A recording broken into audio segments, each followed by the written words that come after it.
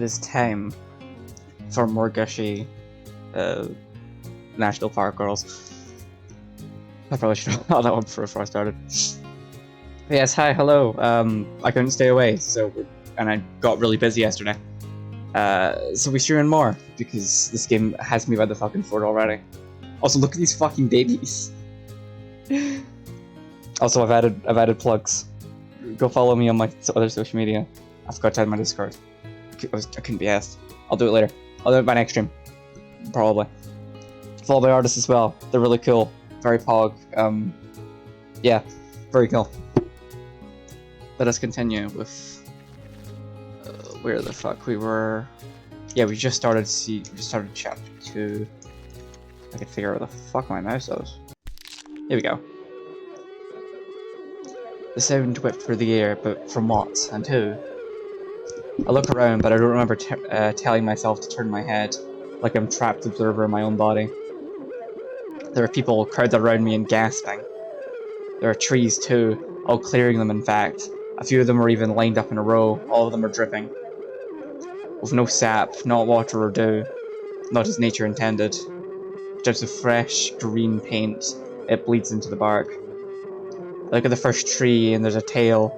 From where I'm standing, it looks like it's connected to the next tree in the row. A long serpent-like body painted through it. This goes on for so long, for too long. Each tree dripping paint down to the soil and tubing its roots. Then finally, the last tree is the head of a dragon. It's wearing a baseball cap and smoking a blunt. I know it's a blunt because the smoke is a lighter shade of green. Smoke that surrounds me, smoke that becomes fog. Eve, what are you doing? A voice springs out from the fog. I recognize it. Her, Jessie. Why does it sound so? Why does she sound scared? Why does she sound shocked? Why does she sound furious? Teaching him a lesson! Did I? Is that what I did? What did I do? On the ground, there's a man withering on the dirt, sobbing into a patch of grass. He's covering his mouth, his nose bleeding, blood spewing from his fingers, blood seeping into the dirt. You bitch! What the hell? You broke my jaw! You broke my jaw! His voice is muffled. The world tumbles out in a panic. Yeah? Well, your fucking neck is next! Don't you take another step! My hand, I assume it's my hand, is balled up into a fist. Blood speckles its knuckles. I open it up and stare at my palm. So what was that? So what was the crack? Oh god, it hurts. This is assault, you whore. I'll press charges. Sue you and this entire park. Oh. Crack was the sound his face made when my fist hit it. How about I work those charges up to murder then? He reels back, raising his hands to shield himself. The green paint stains his hands, begins to mix with the blood. I start to stomp over to him. Stomp, stomp. Stop, stop. Stop! You've gone too far this time, Eve. Not far enough. Not until he's learned some respect. Stop. Jessie tackles me from behind, restraining me with a full Nelson. Get off of me! Please, stop. All you're doing is incriminating yourself. Now stand down. No! I don't care anymore! I elbow Jessie in her gut, struggling to break free, but her grip is like a locked chain. Someone stop her. This is an order, Adams. Someone stop me. Eve! Stop. Eve! Stop. Eve! I sit up in bed, sweat sticking to my pajamas, breath trickling onto my suffocated lungs as I gasp desperately for air. Pair of arms wrapped around my chest with a constrictive rope, like a constrictive rope. Just a little baby. A few grunts I wiggle onto my side. My cheek rolls into a shallow pool of drool as I'm confronted with Yellowstone's murmuring face and buffalo print pajamas. Administration is gonna flip your fries and malt. Snuggling up to me, she squeezes me tighter. I think I prefer Jessie putting me in a submission hold. I should put in a request for a door. Yellowstone gives me an unconscious grin and snores into the fabric of my shirt. Scratch that, I should put in a request for a door for lock. I fall back onto my pillow. The faded morning light glitters through the window, anchoring me to the present, where my worst mistakes are behind me. Just over my shoulder, but still behind me. The mid volcano protruding from Yellowstone's head puffs out light belts of smoke, matching the rhythm of her breath. I follow the smoke until it dissipates into the padded ceiling. From there, I count the wooden beams run across it. There are some nightmares we relive every day. That's it. I'm switching to decaf before bed. Scully got an achievement for being hugged by Yellowstone.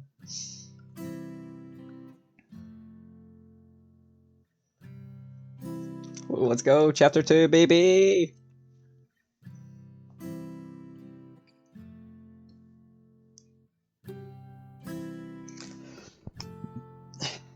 Amazing, I somehow managed to look mildly more dead inside than I usually do. I poke at the resting crow's feet that I have nested in the deep bags beneath my eyes. It's a brief lightning strike of panic, a moment where the blades of mortality slap me across the face, but it subsides and I swallow most of my emotions with a yawn. Close one. I'm just tired, but at least I'm not exhausted. Not today. Not even yesterday, in fact. I slip on my uniform and button my shirt. My badge is pinned to my chest, crooked and clings to the wrinkled fabric. I might distinguish my authority as a ranger, but in the end, it's just hunk of metal. People generally get the message once they see the hat and khakis. Don't forget about the dishes, Yellowstone. I'll hop right on it. Yellowstone, is my oatmeal ready yet? I hope it has raisins. I like those. To be honest, it's just so cute. All the raisins you want, cutie. Just need a sec. Yellowstone zips across the cabin, a stash of dishes teetering on her head as she bends to grab the trash and loose clothes. Hunched over the table, Yosemite. I established this last stream. Yosemite flashes a page in whatever tome she's reading today, her fist glued to her chin, a castle of stacked mugs skirting next to her elbow. Zion sits cross-legged, crisscross applesauce on the floor, broken Pup's coarse fur, his bony frame curled up on his brand new doggy bed. Pup stretches, his silent yawn shaping into a faint howl. Or coyote bed, I guess. I step out of my corner of the cabin right as Yellowstone comes charging past the divider curtains, our foreheads crashing together, skin and stone colliding. A reflection of her volcano scrapes across my forehead. I stumble back. My hands jerk up to soothe the pain, but a leaning tower of dishes slides towards me before they shatter before my very eyes. I push against them. Yellowstone's head jolts up to balance the plates. One sticks out like a Jenga piece, otherwise no damage. I breathe out a sigh of relief. Holy smokes! I'm so sorry. I was gearing up for laundry and I wasn't thinking and... Yellowstone. I grab her shoulders and cut off her babbling. It's okay. I'm only slightly irritated. Her skin is pale enough to make me think her soul has been sucked away from her body. Nuh-uh, no way. I goofed. What if you got cut? Then Yosemite would yell at me and I'd need to scrub the blood off before it stains and... Oh no. Coffee. Panic pumps the color back into her. Oh jeez. Not good. Not good.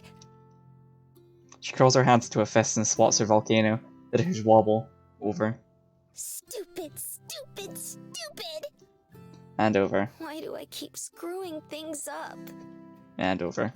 This is not hippy-skippy! How does she talk like this? English. Now. I forgot to make your coffee, Eve! This is almost too exhausting for me to deal with. I'd even laugh if it didn't look like her heart was about to swan dive out of her chest. Is that it? Don't get so worked up. I can do it myself. Really? You're not gonna give me a knuckle sandwich? Because I'd give me a knuckle sandwich. She raises her fist to conk herself over the head. Yosemite glances up, more interested in polishing off the page she's on than anything around her. Hey, quit it. She stuffs her nose back into her book. And don't forget about the laundry. Concerned, Zion whips around to look at us. For at least the 20th time this week, I find myself wondering how such a small girl can hold so much panic. Please don't hurt yourself. It makes me sad. The baby! She doesn't hurt herself, but everything else they said must have gotten drowned out. Yellowstone's eyes swim in her sockets, landing on random corners of the room like something is about to leap out and eat her. You holding up okay? Her eyes flutter, then focus on me. She grins and shoots me a thumbs up, proof enough for me that she never hops off her usual non-stop sugar rush. Yep, just dandy. That's just a little sore from when you shoved me out of bed. I slot past her, pushing out one last yawn as I start for the kitchen. Stay out of my bed. I'm not the cuddling type. Aw, but your bed is so soft and cozy. Just like you, Dollface. I'm not sure which one I feel first. My eye twitching or my cheeks burning. All made worse by Yosemite snickering behind the safety of her book, the coward. Can it, before I pour coffee in your head. What's the matter? Big bad ranger gaining a little weight? Does she not have abs of steel? No, but she has fists of them. The scariest thing about that threat is how stale it's gotten. Puff towards the sink and ignore her, choosing to fill up the percolator instead. It's not my fault Yellowstone uses a stick of butter in all her cooking. Say, do you care if I rake up all your dirty clothes? It's laundry day. Laundry? What a novel concept. Yosemite mumbles loud enough for the point to get across. Yellowstone's smile fades and her gaze droops down. Go ahead. Knock yourself out. With pleasure. She slinks behind the corner. Zion watches intently, observing Yellowstone as she gathers up my clothes. With Zion's attention drawn away and in desperate need of more morning pets, Pup hops out of bed and braves the world. He buries his snout in my leg. I let the percolator fill up with water and bend over to scratch his ears. He leans in, grunting in ecstasy. His ears flop up and down like a flag in the wind. Clocking some dumbass in the face gets me a suspension and banished here. Then I can only imagine what Jessie would do if she found out I wasn't just feeding Pup, but housing him as well. I crank on the stove and pour in the coffee grounds. I gaze at the window, waiting for the coffee to boil. Across the road and past the field, I spot the butt end of a motorhome, big enough for me to know someone is compensating for something. Even muffled by a wall of trees, their argument carries across the clearing. Today's idiot. A man. Clearly you aren't. Every time I asked, you insisted, Steven, that there was a hookup. Every time. And a woman. I didn't drive 2,000 miles just so you can nag me. God, you're just like your mother. Definitely married. It's always my mother with you, isn't it? Well, if I have to shower in one of those germ shacks, you won't have to worry about her ever again. Or me. Those germ shacks are probably funded miracles. DUI willing. Ungrateful ass.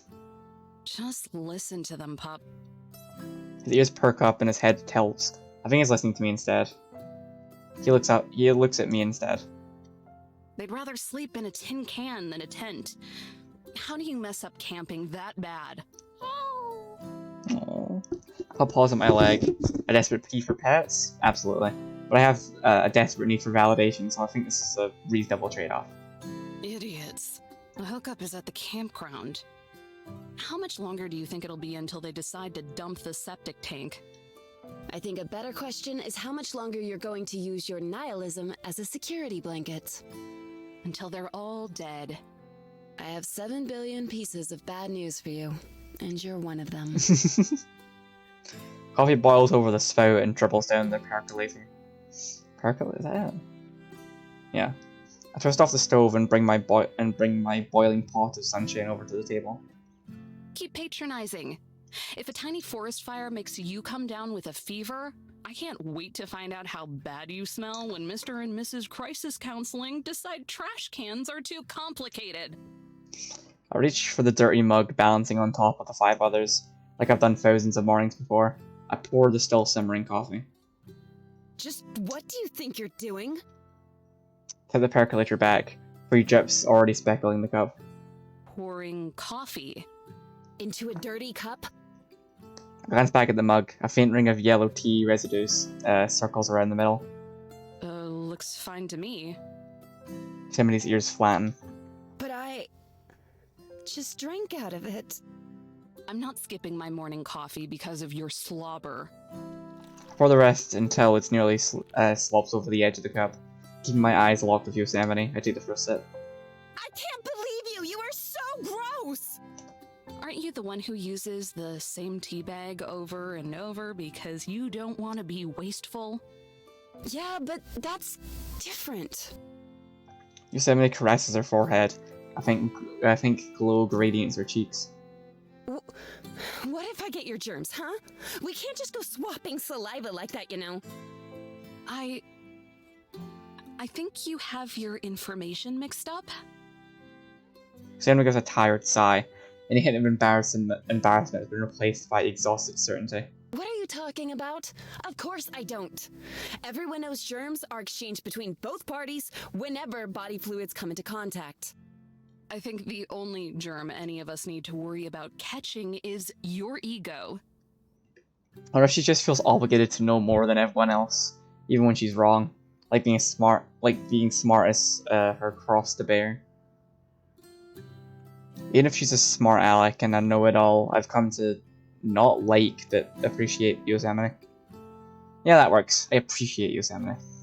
So, how long do you plan on letting the breeding pair struggle out there before helping? Until they go away, or my shift starts. Whichever comes first. We glance at the window. The yelling continues, blending in with the chirps of the morning birds. Stroke, Jesus Christ. Isn't teaching these people how to not mess these things up your, I don't know, job? I rip open 2 packets of sweetener I find buried beneath Yosemite's research. She gives me a dirty look for danger rounds in her crap, but I just ignore her and pour them into my coffee. I signed up to protect and preserve. It's not my job to teach these people. Especially when they care so little about the parks they couldn't even be bothered to do a little research. Correct me if I'm wrong. And I'm not. But weren't you the one who sent those kids to a fire safety course after that incident a few weeks back? But I'm not the one teaching that course, am I? So you're just going to let them keep making mistakes? Don't make it sound so innocent. It's ignorance, plain and simple. You can't teach people to appreciate the things they have. They either already do or they learn it on their own. If they can't, that person is just defective.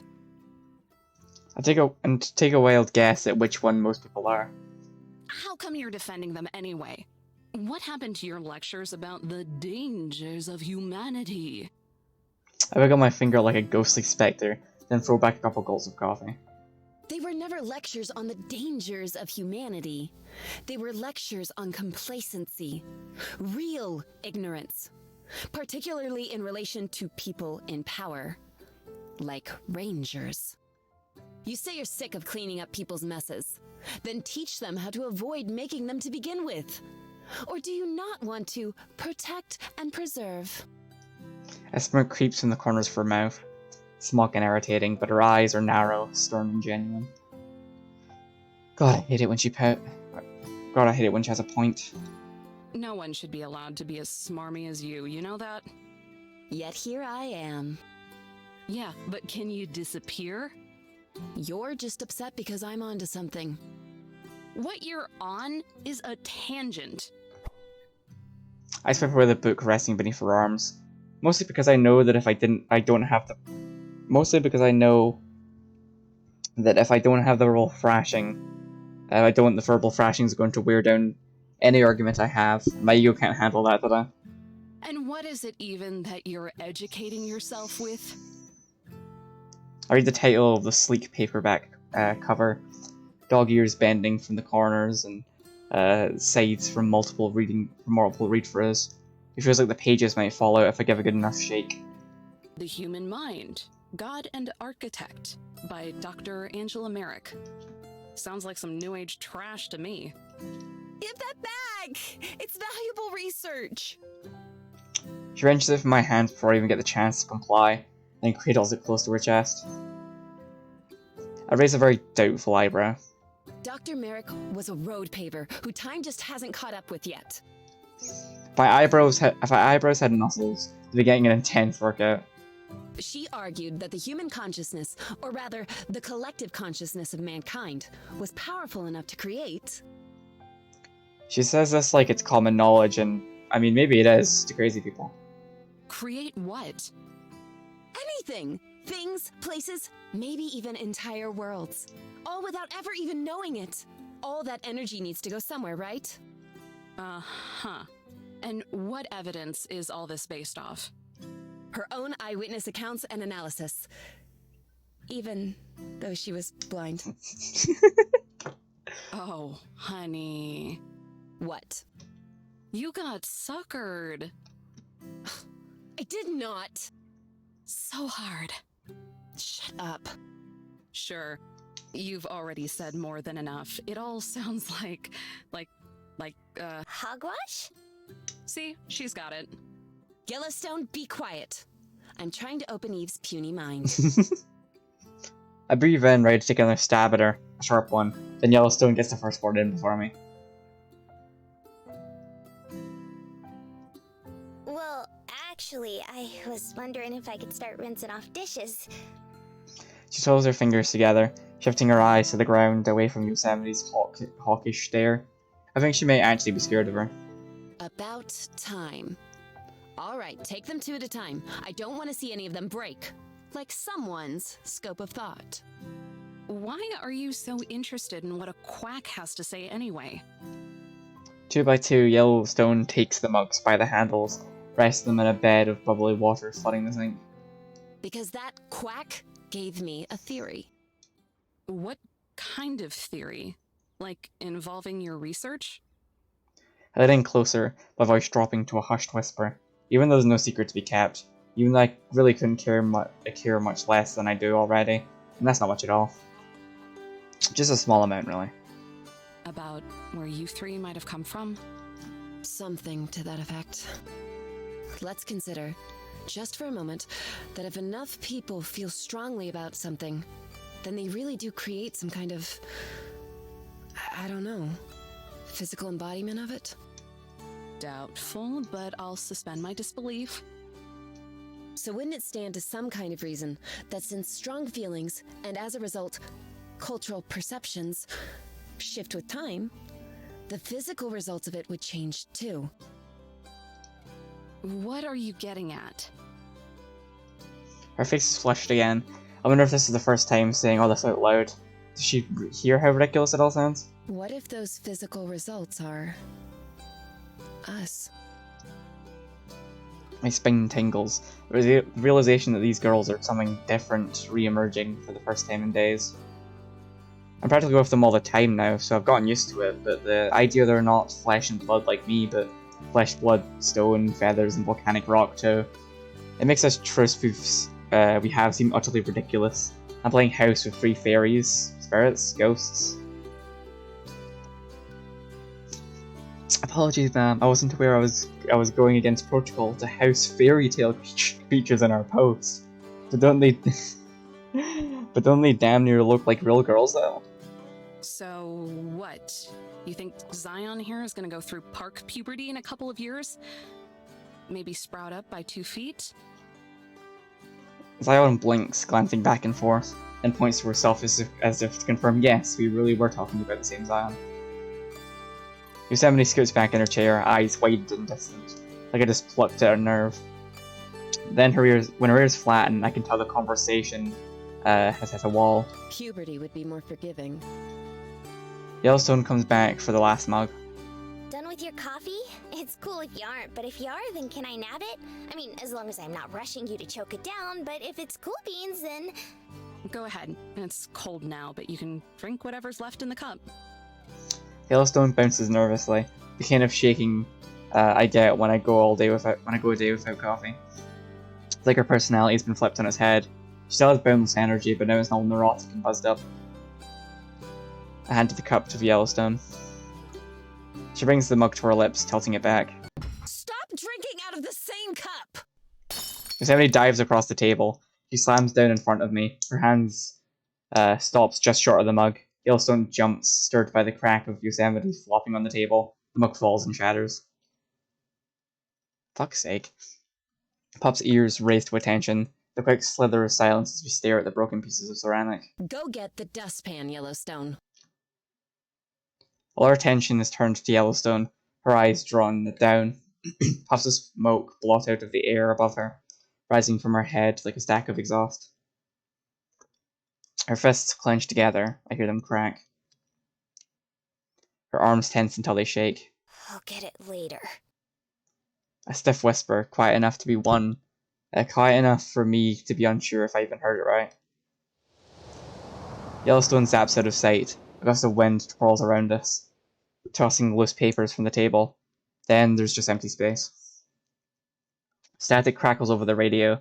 Familiar chirp of Jesse's voice is bright enough for me to want to draw the curtains on it. Wakey, wakey! Eggs and potential disciplinary action, Eve! Your timing is impeccable as always, Jesse. Diane looks up to Yosemite, concern swimming in her eyes. What's wrong with Yellowstone? She's not acting like herself. She's fine. Don't be pulled in by the theatrics. She's just being a brat. Yosemite goes back to reading, occasionally grumbling. Diane looks at me with the best I can offer as a shrug. Don't ask me what's normal around here.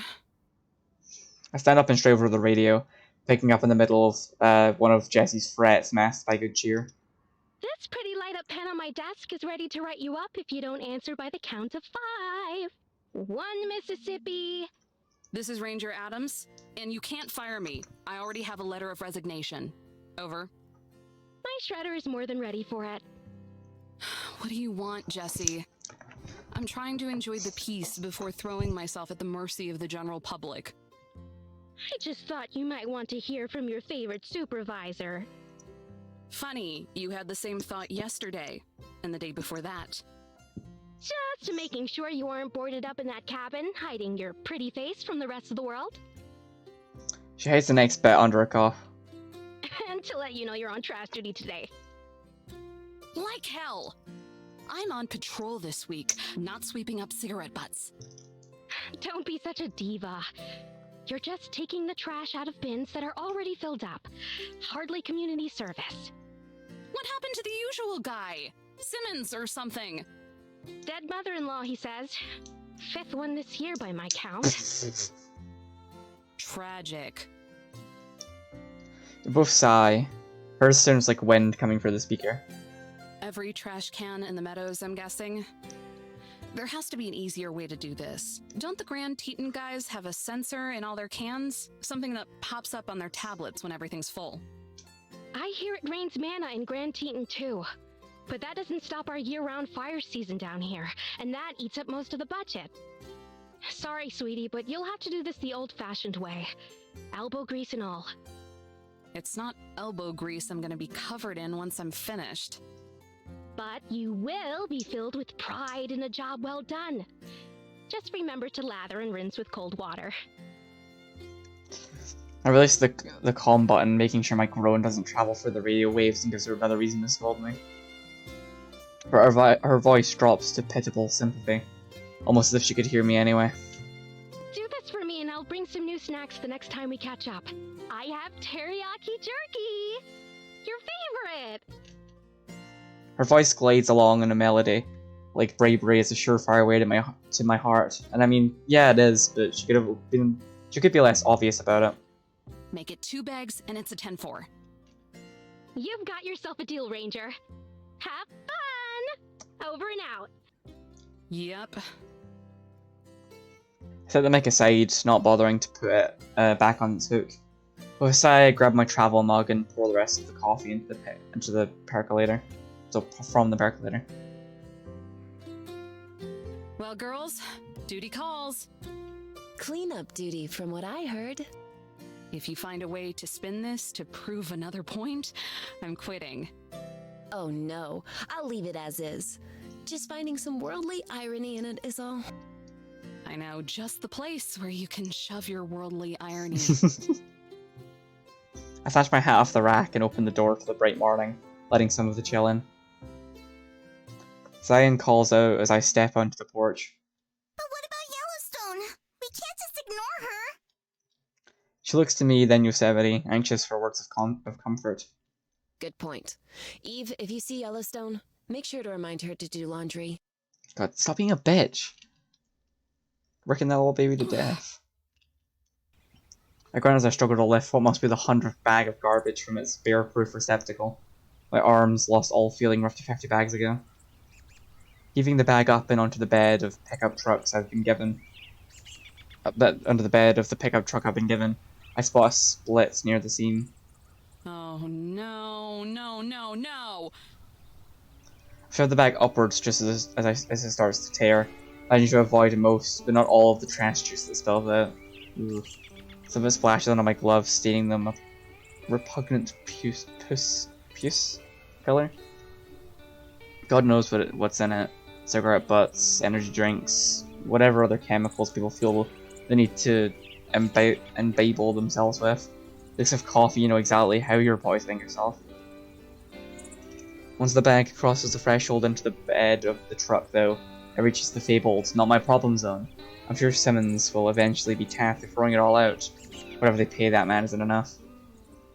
Whatever they pay me isn't enough. They fill up one of the empty industrial-sized bags and replace the one I just removed before fitting the lid back on top. Only another million trash cans to go. I climb back into the cab and head down the road. The truck is older than I am, with a busted radio and tape deck that might work. I don't know because I can't think of anyone who still uses cassettes. Didn't we all decide to switch to CDs a couple of years ago? The occasional car passes by, more of them going in the opposite direction than me. Good, that's one less person to deal with.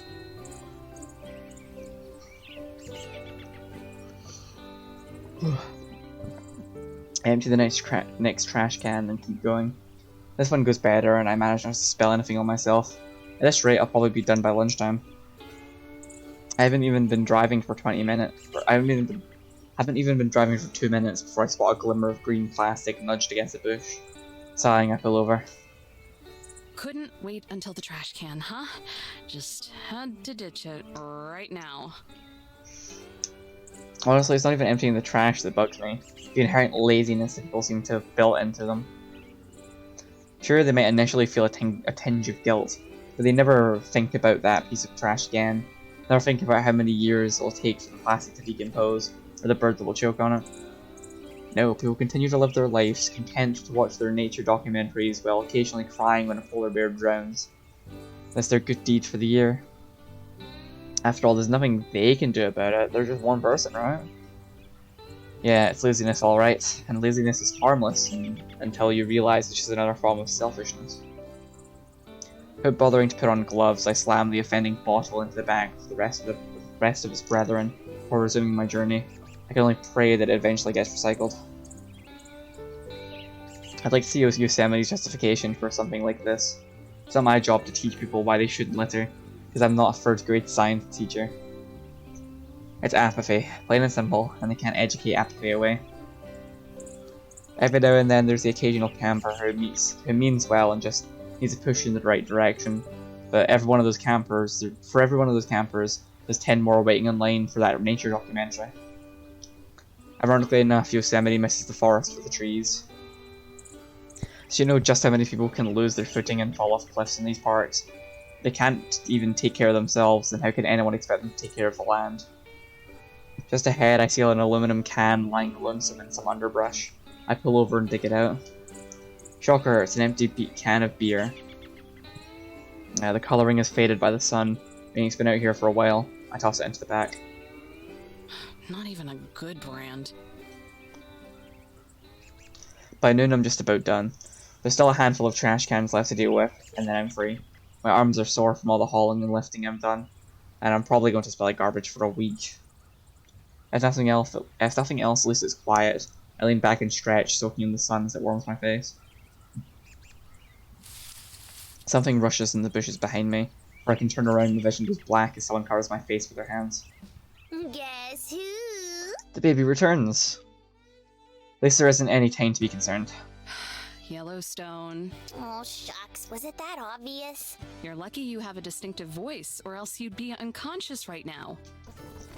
Every breeze rushes around us. Even though the jig is up, she doesn't take her hands away. You're such a grump, Eve.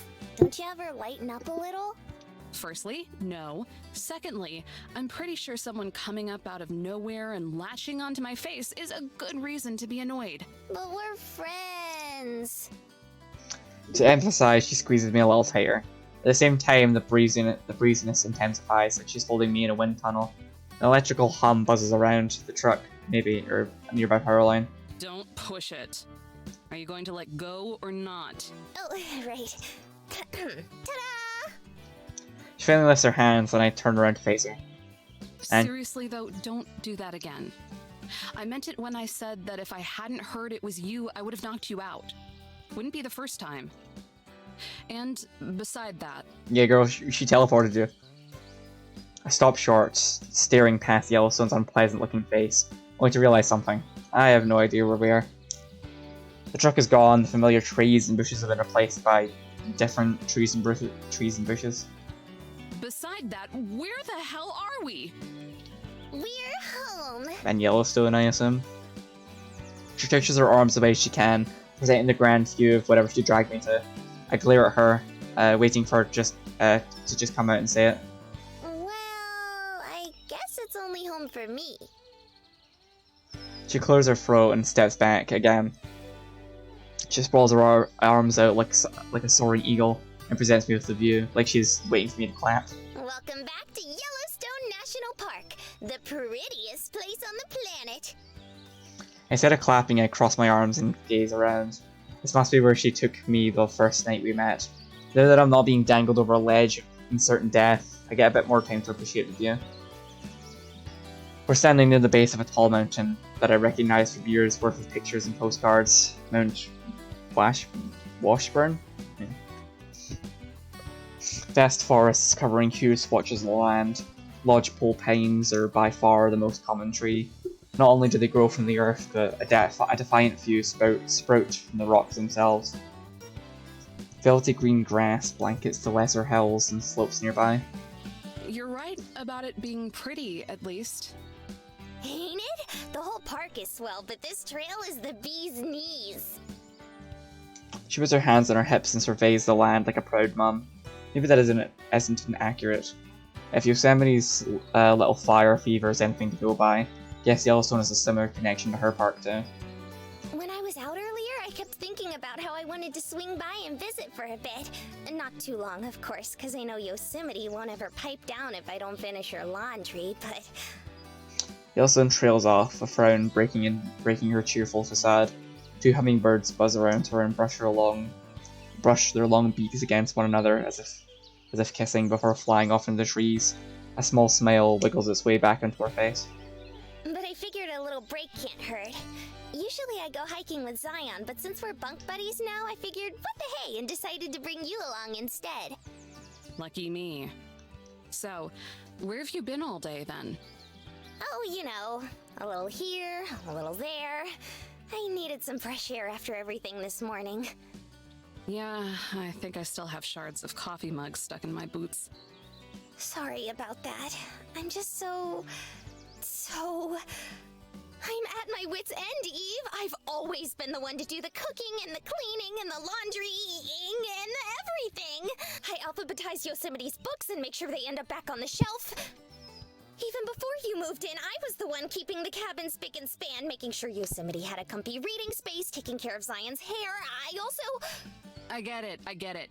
You do everything around the place. I do, absolutely, positively, but all I ever hear is laundry this and tea time that. Yellowstone puffs out her cheeks and looks stern in what think is supposed to be your best Yosemite impression. Yellowstone, why haven't you done the 10 things I already asked you to do? I've got 5 more that need to be done right now. I roll my eyes to try and keep myself from chuckling. Couldn't have done it better myself, did. So fight back. Tell Yosemite to shove it or something. Tell her you don't want to do all her chores anymore. That'd be more productive than just throwing a tantrum about it. It's not that I don't want to do it. I like being useful and all. It's just that a little bit more gratitude would be nice, you know? I'm working my tush off for her, but it's crystal clear that she doesn't care about that. In fact... She glances down over her shoulder, then leans in and cups her hands over her mouth, as if Yosemite might plummet down from the heavens and catch her in the act. I'm starting to think that maybe she even has it out for me. That girl has it out for everybody. But this is different. She was downright mean this morning. It's been like that more and more lately.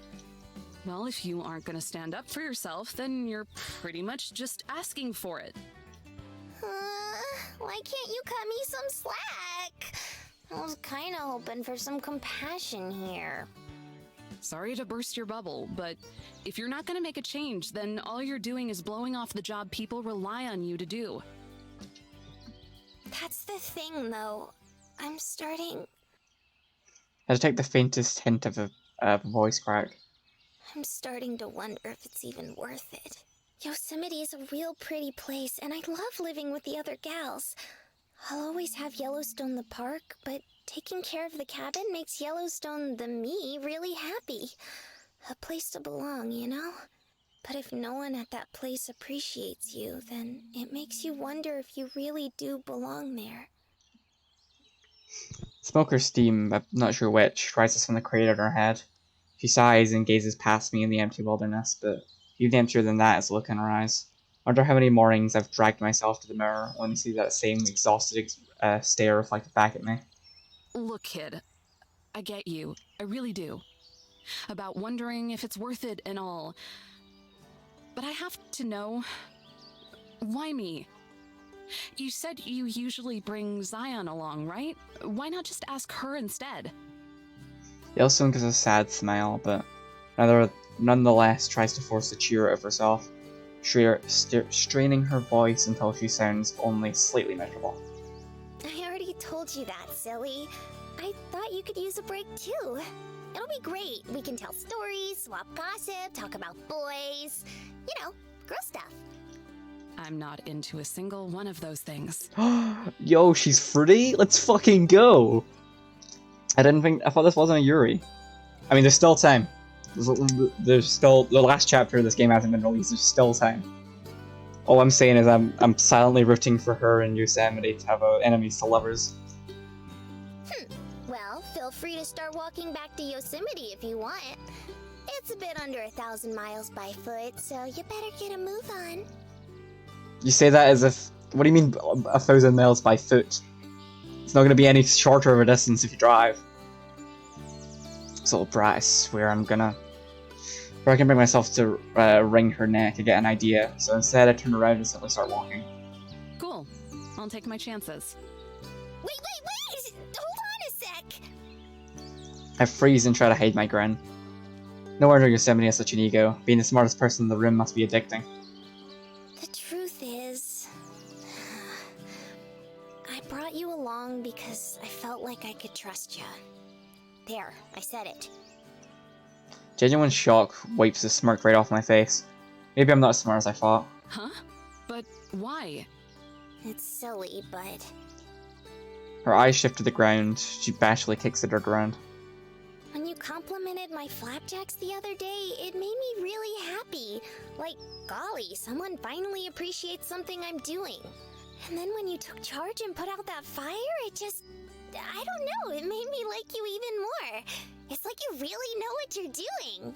I'm probably just being stupid, huh? Neither of us say anything. In fact, I'm almost tempted to keep it that way and have her take me back. But there's something about this sad volcano girl that I just can't turn away. How many times over the years have I been at my breaking point, just one little step from going off the deep end?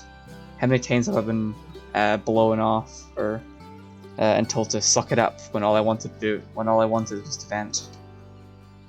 And where has that gotten me? Finally, I give a long, defeated sigh. Yellowstone better thank her lucky star that her pancakes are good. Tell you what, kid. You promise, and I mean promise, to take me home in time to finish up with the rest of the trash in the park. And I'll hike around with you for a few hours. Yellowstone perks up, and for the first time I notice a volcano cuts through the air when she makes sudden movements. You mean it? Cross your heart and hope to die? She flings herself at me, stopping just shy of her noses touching. I can feel the heat emanating off her head in waves. Stick 1,000 needles in your eye? Yes! Now, get out of my face before I plug your volcano with a rock! She skips forward, backpack bouncing cheerily on her shoulders. Even if she hadn't spent 10 minutes talking my ear off about it, it would be easy to see just how much she's been looking forward to this. Oh, you won't regret this, Evo! Me and you are gonna have a blast! We're gonna hike and do more hiking, and then after we take it easy for a bit, we can hike even more! Not so fast, Mountaineer. I yank on her backpack and reel her back in. What about that thing on your head? We'll have a lot of explaining to do if someone sees you. No sweat! Well, Flora, she slides her backpack off and rifles through it for just a second, and stands back up triumphant. Ta-da! Oh, it's adorable. Soft hat. She stretches it taut over her volcano, covering it perfectly. Now she just looks like she has a really big head. I guess that's an improvement? Groovy! Now let's beat feet! Why does she talk like that? I can only assume she means let go, so I can only assume she means let's go. So I motion my hand forward and let her lead. She steps ahead and starts on the trail, humming to herself and twirling to the music in her head. Just promise you'll take me home early, please. I'm about overdue for an earful from Jessie, and I don't want to risk it now. You're such a worrywart, dollface. Just hang back and smell the roses for a bit. As she skips further ahead on the trail, I see her hand inch below her backpack, almost hidden. Maybe it's my Jesus Christ. Maybe it's my imagination, but for a brief second, it looks like her fingers are crossed. This'll be a walk in the park. The pace Yellowstone sets is excruciatingly slow. Sometimes it feels like we're not even moving at all. I sometimes have to march ahead, heading a steady stride just so I can keep myself warm among the dusts of snow that decorate our surroundings. They form as mushy mud piles in parts of the trail, but in others the path is so well trodden that the snow is almost entirely gone. Sometimes Yellowstone will dart off the road to inspect a soggy plant or peculiar rock along the way. She kneels down, humming to herself gently, touching the object of her curiosity like a scientist. During these moments I force myself to stop and admire the flora and fauna with her. Cold be damned. It's been a hot minute or two since I've been within spitting distance of Yellowstone. May as well enjoy some of it regardless of the circumstances. Say, Eve? Content, I move along with the ice-crusted I move along from the ice-crusted bush that I was looking at to continue on the trail. Like my shadow, Yellowstone falls in lockstep beside me. I was wondering, what made you want to become a ranger? Easy. I like nature, and I like the parks. Wanted a job that would let me be around both. Had my mind set on it since I was a kid. Well, after that awkward veterinarian phase, but let's not talk about that. Then why are you so grouchy about having to do it? You sure don't beat around the bush, do you? Well, yeah. Most folks stop listening if I ramble too long. Cut to the chase is what Yosemite always says. I guess that's one good piece of advice that bookworm has. It's not that I'm grouchy about having to do my job. I just don't like having to deal with people or their messes. So, you don't like talking to people then? Bingo. She's quiet and we just depart for a little bit. My pace keeps the same, but Yellowstone starts to lag behind. Not stopping, but not keeping up. I can hear her clump along behind me. Then her footsteps quicken to catch back up. Are there any rangers that do have to talk more? Plenty. So I start to pick up the pace a little. Yellowstone lags behind again, but soon enough she's right by my side. What do they do? Nothing but talk. Kind of like you. My mind immediately shifts to Jessie. I'm pretty sure the first thing that woman does when she wakes up is talk. Probably the last thing she does before sleeping too. If that's not working, then... If she's not working, then she's almost certainly chatting. And what do you do? Answer your questions? Yellowstone giggles as if I told a funny joke. Unfortunately for her, I'm not laughing. I mean, what do you really do, silly? You're always buzzing around like a worker bee, but it seems like you're doing something new every day. It's still not enough to kidnap me, she has to torture me too. I glance back at her even though I'm brushing her off. She smiles. I glance back at her. Even though I'm brushing her off, her smile is radiant and genuine, and she waits for me to respond. Okay, maybe torture is a bit too strong of a word. At the very least, she's not a naggy busybody like some other parts I know. If you have to know, I'm basically law enforcement. If someone screws up, I'm who they call to take care of it. So you're like a forest cop. Not too far off, actually. Got training just like any other cop. Only difference is I did it on the federal level. Feel spring in my step as my long dormant pride butterfly briefly. I feel a spring in my step as my long dormant pride briefly swells up again inside of me. So how come you gotta take out the trash? And it's gone again. Because at the end of the day, I'm a glorified janitor. Also, it's the park service. No one just does one thing.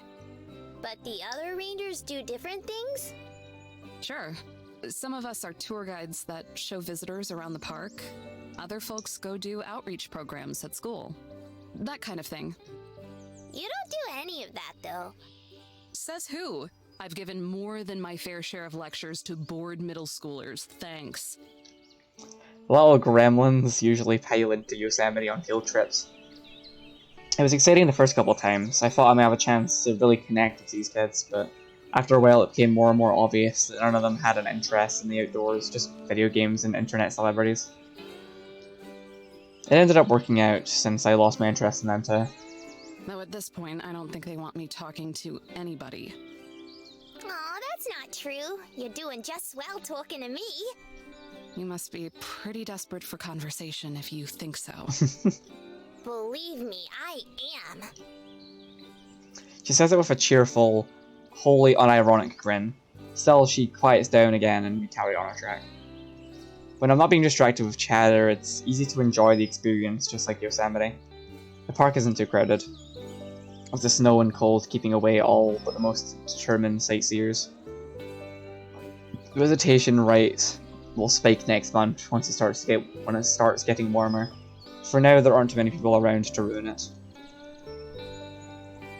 We do get passed by the occasional backpacker or hiker, usually going in the other direction. Without fail, Yellowstone greets them with a chipper hi, or a wave.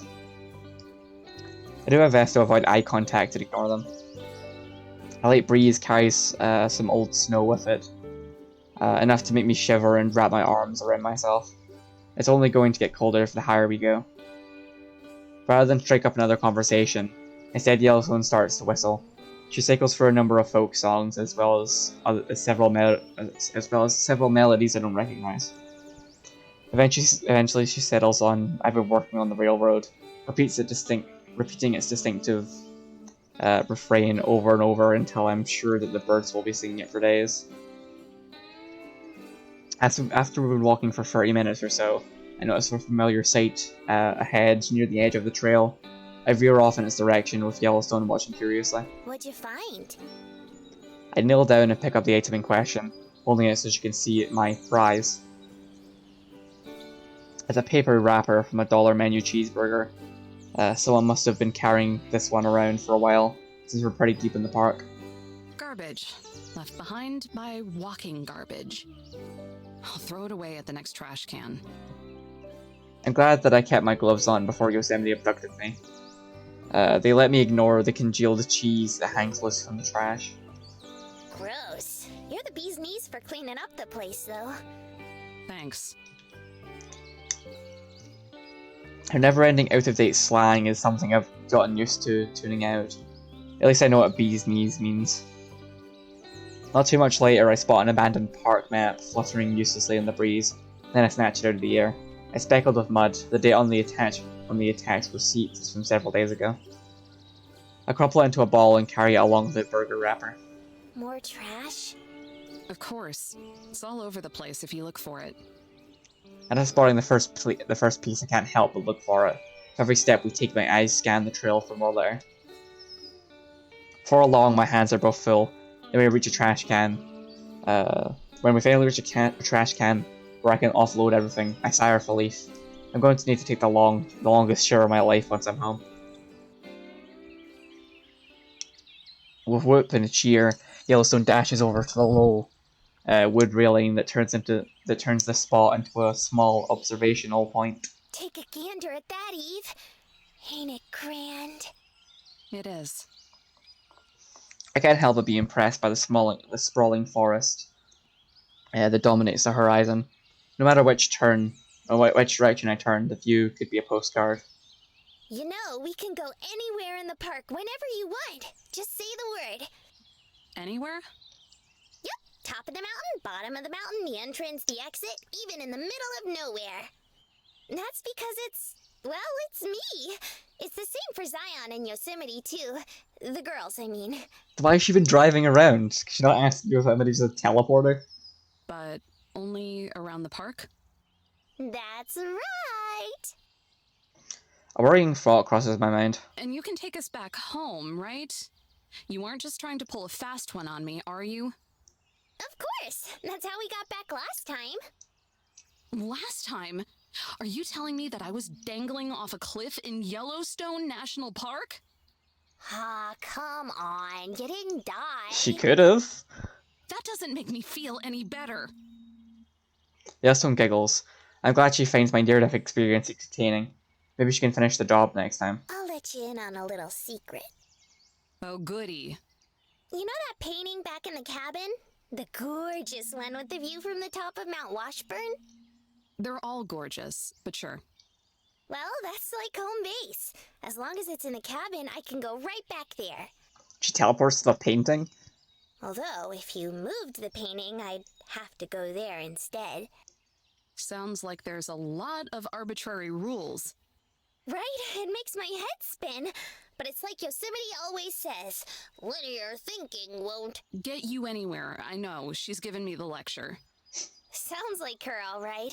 She always yaks about the same thing over and over. She does it because she thinks it'll make her sound smart. Now, let's keep going. The view is gorgeous, there's no denying that. If I could, I'd stay here for a week, exploring and poking around, but I have to get home. I'd never hear the end of it from Jessie if she found I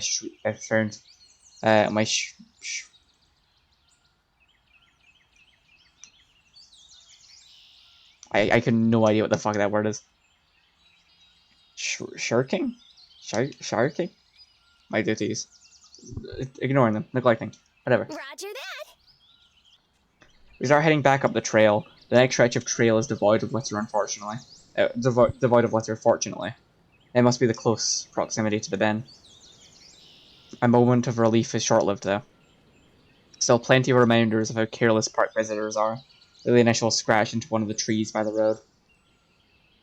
I stop and glare at the offending carving. Nobody knows or cares who you were, PT. Probably the only person in the world who's going to give a second thought to the marking. And I'm sure it's not for the reason they intended. Yellowstone peers around my shoulder to see what I'm looking at. You sure don't miss a thing. Can't help it. As much as I'd like to sometimes. I'm doomed to notice each and every blemish and imperfection, just like Yosemite with its problems and stories. I'm sure Yellowstone, the park, has its fair share of stories too. Except, just like the initials carved on the tree, nobody cares what they have to say. Why do you think people are like that? Turn back around to face Yellowstone. She bounces from one foot to the other, unable to sit still even when we're not walking. You really are full of questions today. Oh, not just today. Pretty much every day. Except usually Yosemite just stops answering. Sounds like her. Anyway, as to why they're like this, I guess it's because they're selfish. They don't think about what they're doing or what it costs nature. They just want something, so they take it. They're like... Look off into the distance, struggling to find the right comparison. Then the answer dances its way into my memory. They're like a wildfire. They just come in and destroy everything. Doesn't matter if they burn the entire place down. All that matters is that they get their kicks. And then they just spread, consuming and destroying. Like wildfire. Yellowstone looks mystified by the comparison, her eyes glazing over and then widening. I don't think that's fair, though, you know? They're people with thoughts and feelers. Wildfire can't do that. I guess. That's beside the point, though. It was just a comparison. Besides, doesn't it bother you? It seems like this should get on your nerves just as much as mine. After all, you live here. Or are here, or something. Well, I don't like it, you're right. But it comes with the territory. I'd rather deal with it than have nobody come see me. See the park, I mean. Even though they don't respect you? Or the park? Not everything's about respect, Eve. Sometimes you just gotta have fun. To emphasize, she flashes a peace sign at me, the epitome of fun. I don't think every person who leaves behind some trash is a bad person. They're just people who made a teensy tiny mistake. If you help them out, maybe they won't make that mistake again next time. Little bit of talking and working together, and who knows? You might end up being great pals and doing great things together. Just imagine if you hadn't compromised with Yosemite back at the cabin. We'd have never gotten to know each other like this. Yeah, and I'd be safe and sound back at home doing what I'm supposed to be doing. Exactly, and that's no fun. She has a smug tone of voice, like she just proved some great point rather than missing it entirely. I roll my eyes. I don't know if Yellowstone's being willfully ignorant or what. It really baffles me that she's not bothered by the way the park is treated. For some reason, for someone who throws a tantrum and ran away because she felt like she was unappreciated, she's awfully eager to forgive the good people and assumes they have the best intentions. I can't just let this go. She'll thank me for it later. You're still being naive. When it comes to nature, people will just keep making compromise after compromise until there's nothing left. Rainforests, ice caps, endangered species, all these things are being wiped out because of compromises. Either you make people understand the truth, or you give up on them. Because most aren't worth the time or effort. They're never going to learn or care. And that's 90% of the people that you see out here. What about the other 10%, though? What about them? If you can help even that 10%, doesn't that make it worth it? Sometimes they just need someone to teach them the right thing to do. Oh god, not her too. I'll bet you most of those 10% would be happy to have someone show them the ropes so they can do better next time. As long as there's someone to do it. Yeah, maybe. I'm immediately done with the conversation. I just give her a flat answer so that we can move on. I really don't need to hear the same lecture twice in a day. It's obvious that Yosemite drilled the same nonsense into Yellowstone's head that she tried to pass on to me. Instead, I try to focus on the hike again, push the distractions out of my head, keep my attention focused on the top of Mount Washburn, instead of the imperfections that we pass by. It doesn't work very well, but I refrain from mentioning it or picking up some more. If Yosemite doesn't care, then I'll let it be someone else's problem, someone else's story. Between the garbage, the vandalism, and now the lecture, pretty much any enjoyment I was getting out of this trip has evaporated. It seems like every day of my life I'm doomed to hear the same meandering criticisms about how it's my fault that idiots are idiots. To their credit, Yellowstone stays quiet for now, but I'm sure it's just a temporary reprieve. I'm driven right when we round another bend in the path. Up ahead, a group of hikers are heading towards us. They've all got pretty huge backpacks and gear. They look like they're country hikers, probably doing some dispersed camping. As they get closer, they wave at us and all say hello. Manage a stiff nod but keep walking. Yellowstone on the other hand, Hi there, everyone. How y'all doing today? is totally distracted. Well, hey there. We're doing just great. Yep, how about you? I love the names like these randoms get. Just came down the mountain. Had a drink and a snack. Oh, you two are in for a treat once you get up there. I wonder if we'll see the evidence of their drink and a snack left behind. Oh, the view is so good, isn't it?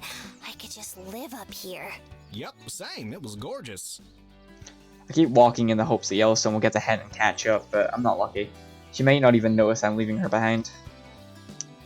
So I drag my feet and haul myself over next to her. So you three are pretty geared up. Those bags look pretty spiffy. Staying overnight? We are. Yep, just gotta find a spot. We're doing the backwoods thing. Back country. Whoa, that sounds like so much fun.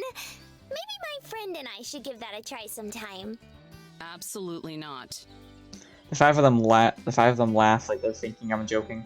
Oh, guess we should introduce ourselves. I'm Russ. Yep. Jakey, that's Clara, and that's Croc. The other two both wave as they are introduced. No way out of this, I guess. I'm Eve. And this... Yellowstone looks at me with eager eyes, probably hoping for a cool alias. is Yellow. Yeah, her name is Yellow.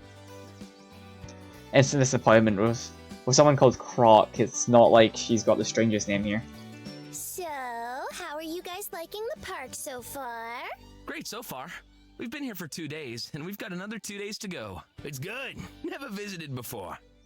It's the cat's meow! What other stuff have you seen? Well, we started at Hayden Valley, then came up this way. We passed by Grand Canyon, too. Croc didn't realize it's not the Grand Canyon. Easy mistake. She's real nice too.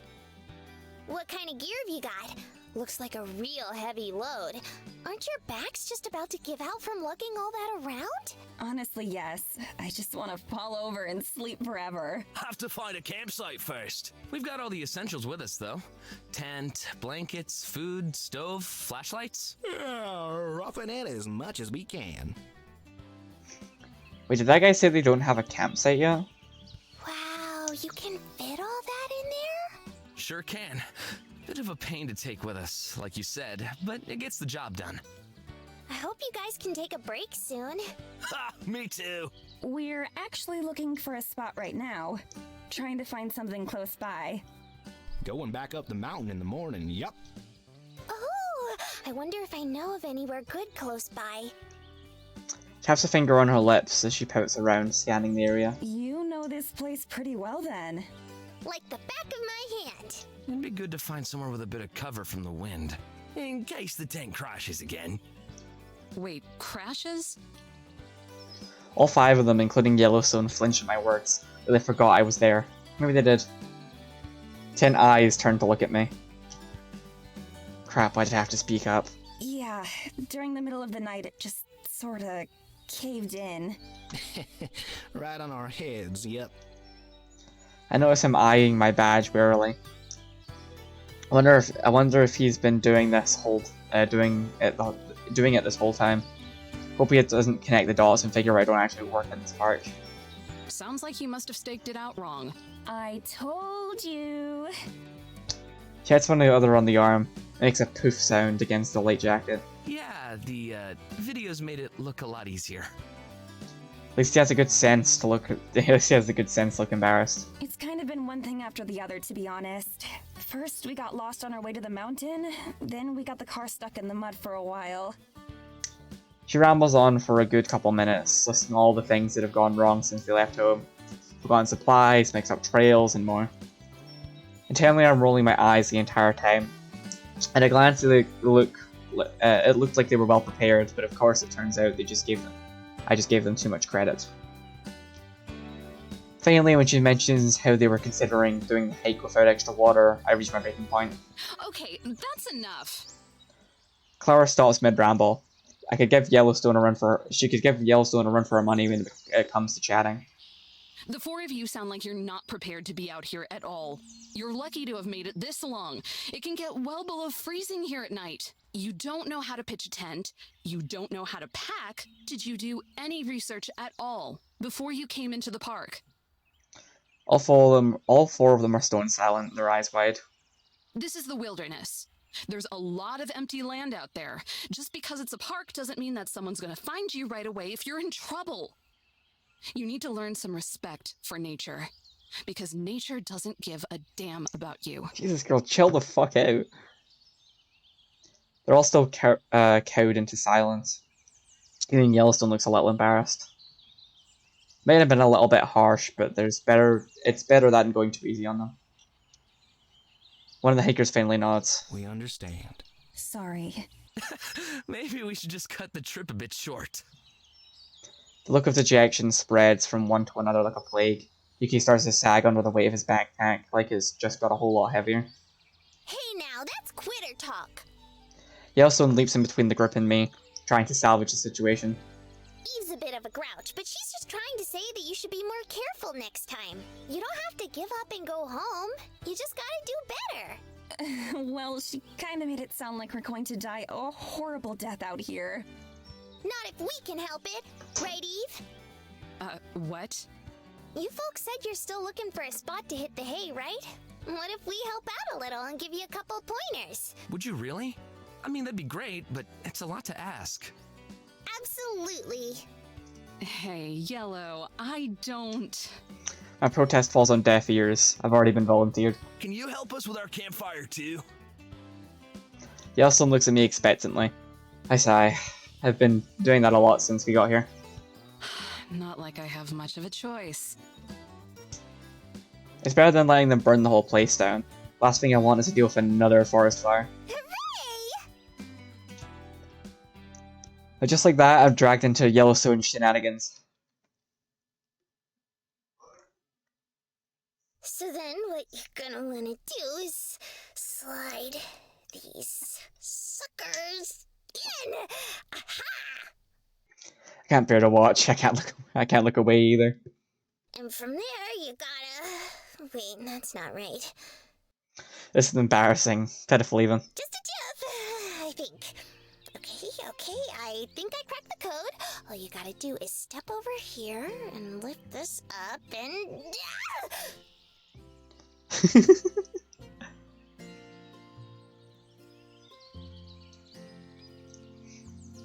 Stop, what do you look like? The fabric of the tent tugs up beneath Yellowstone's boots. The flace plant into the ground cloth, half of the tent yanked along behind her. There's a thud, and when it is all said and done, she's tangled and entombed within the tent, a volcano burrito. You alive? There is no answer. For a moment I think I might have to dive in and save her like a drowning dog, but that distinct cone shape wiggles its way through. Yellowstone gasps for air as her head pops to the surface, then breaks into breathy laughter. Whew, what a tumble! But at least we know what doesn't work now. I pinch the bridge of my nose until it feels like it might snap. The campers just look on at my side. Clara and Jakey with genuine sprinklings of concern on their faces. Russ and the other guys stare with amazed wonderment, as if they actually are witnessing the correct way to pitch a tent. They aren't. If you're going to offer your help to someone, you should at least know how to actually do that thing.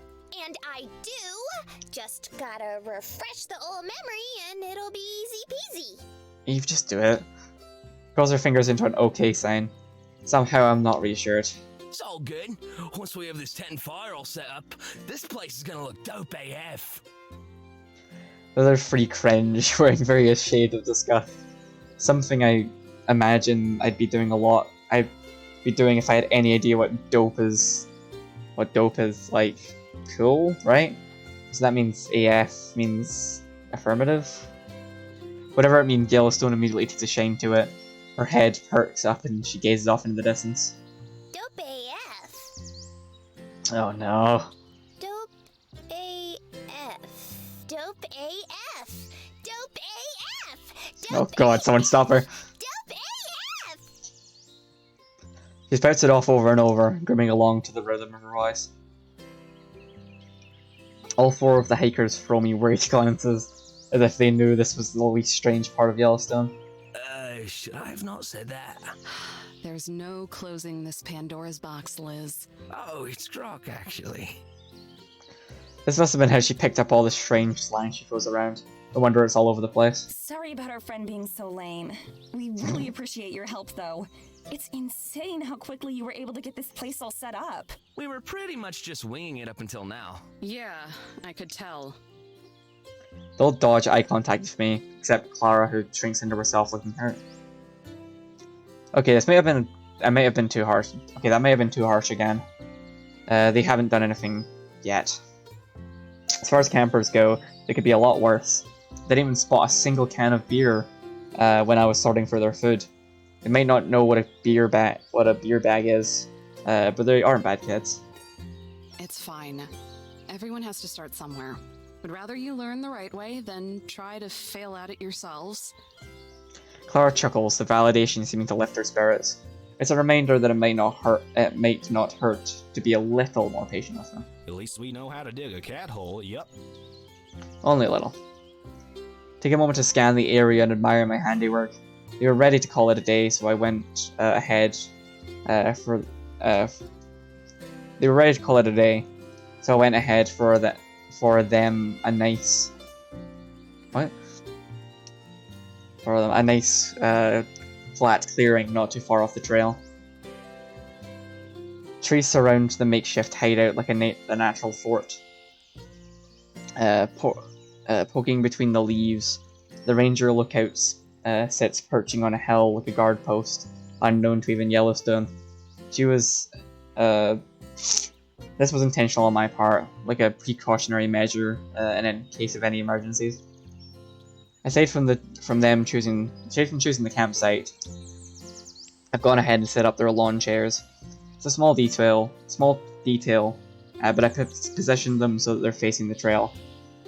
That way, if any of them wake up in the middle of the night, they can go stargazing without any trees blocking the way. Of course, the only reason these sort of details are so fresh in my mind is because I've had so much time to kill during my suspension. I've like mandatory leave to get you to reconnect with nature. For that, the last time I went solo camping by myself was... well, I guess it was before I joined the Park Service. Makes me wonder how much of myself I've given to this job. If I were to quit tomorrow, how much of me, the actual me, not Ranger Adams, would be left? Scared to think about how tied my sense of self is with this job. I whine and moan about it all the time, but if I weren't a ranger, then I would have no idea what I would be. Maybe, would I be nothing? Well, hell, would the world even keep existing? So many years devoted to dreaming about this job, just as many devoted to loathing it. But in both cases, I was always devoted. Okie dokie, enough chit-chat. I'm gonna try to set this bad boy up again, and this time it'll be dope, eh? Nope, absolutely not. I've stood here and watched you stumble your way through this long enough. Yes, you just fucking do it already. Got an achievement called I think you did a good job, Yellowstone. What's the description? Watch Yellowstone try to set up a tent. Yellowstone springs from the heap of the tent, only for me to push her aside and take a knee. Look, you didn't even put the poles through the grommets. The grommets? Oh, is that what they are? I just call them hole thingies. Okay, you're officially banned from pitching this tent. If anyone should know how to pitch a tent, it should be the spirit of a national park. Just keep doing what you are now. But I'm not doing anything! Nothing! Nada! And you're doing such a good job at it, sweetie. Quick puffs of smoke wheeze above her as she pouts, straining through the fabric of her hat. It doesn't matter how many hats she wears. If she can't control her emotions, then nothing is going to hide the flame that comes out of her head. Let's see, which one of you do I like the most? Clara. Hey! How could you remember her name? I ignore Iguana and gesture to Clara. Get over here and help. I want to make sure at least one of you knows how this is done. If anyone's gonna remember, it'll be Clara. My brain just kind of wings it most of the time, too. Clara gives an excited nod and scrambles over. She hovers over me and focuses in. Reminds me of Yosemite peering over and glancing at my journals when I'm writing. I'll do my best. If nothing else, at least she's motivated. You see how I'm pushing this pole through the sleeve? I slide the pole in and out of the thin sleeve that runs across the tent. Do the same thing on the other side, after it's in the grommet. From there, we'll lift it up together. Got it? Sounds like a plan. She skips to the other side and bends over. Diligently, she begins to slip the poles through the sleeves, matching them at the ends with the color-coded tabs. This is exciting. It's been such a long time since I've been camping like this. Like, actual camping. Catches me a little off guard. Most people these days go in their tin can motorhomes. Like that couple, I stop fiddling with the poles for a few seconds and glance over. Oh yeah? Uh-huh. We lived near a national forest, so my dad would take me camping out there during extra long weekends. 4th of July, Memorial Day, things like that. Can't help but smirk a little as I slide the last slither of the pole through. Maybe this kid isn't completely helpless. Rugged outdoorsman, huh? Oh my god, yes. Lift. We reach towards the middle of the tent and hoist it up at the same time. The pole acts as a frame, giving the tent its modest round shape. He was always doing something out there. I didn't know one man could spend so many hours fishing. Reminds me of my old man. He and my brothers were the ones who got me into camping. To this day, roughing it and loving it is the family motto. You have the stakes? That's one heck of a scary motto. Fun though. Makes me wish I had kept up with all this. And yeah, they're right here. She drops a handful of stakes and the hammer from off the ground. The tent's looking shapely now. There's more simple stuff that needs doing, like putting the fly on, but staking it is the last big bit. Well, when you get home, you can tell him about how you outdid him at his own hobby. Wish I could, but he died a few years back. She doesn't even flinch while saying it. It's as cheerful and natural sounding as the rest of the conversation. So maybe that's why I turned into a stuttering mess. Mind if I do this part? I think I remember how to now. And maybe that's why I nod my head and agree with it. She bends back down and starts hammering the stakes into the soft soil, in the scraps of fabric at the ends of the poles. The anniversary is coming up, and between that and school being so tough, I guess I just wanted to feel closer to him. How does someone answer that? Am I expected to? From the same time it takes to snap your fingers, it feels like my entire perspective on this girl has gone for a kaleidoscope of changes. It's not because her dad is dead, not entirely anyway. If anything, I think it's because she even has a dad. These people, they're already pains in my ass who don't care about anything but themselves. They have family, they have lives.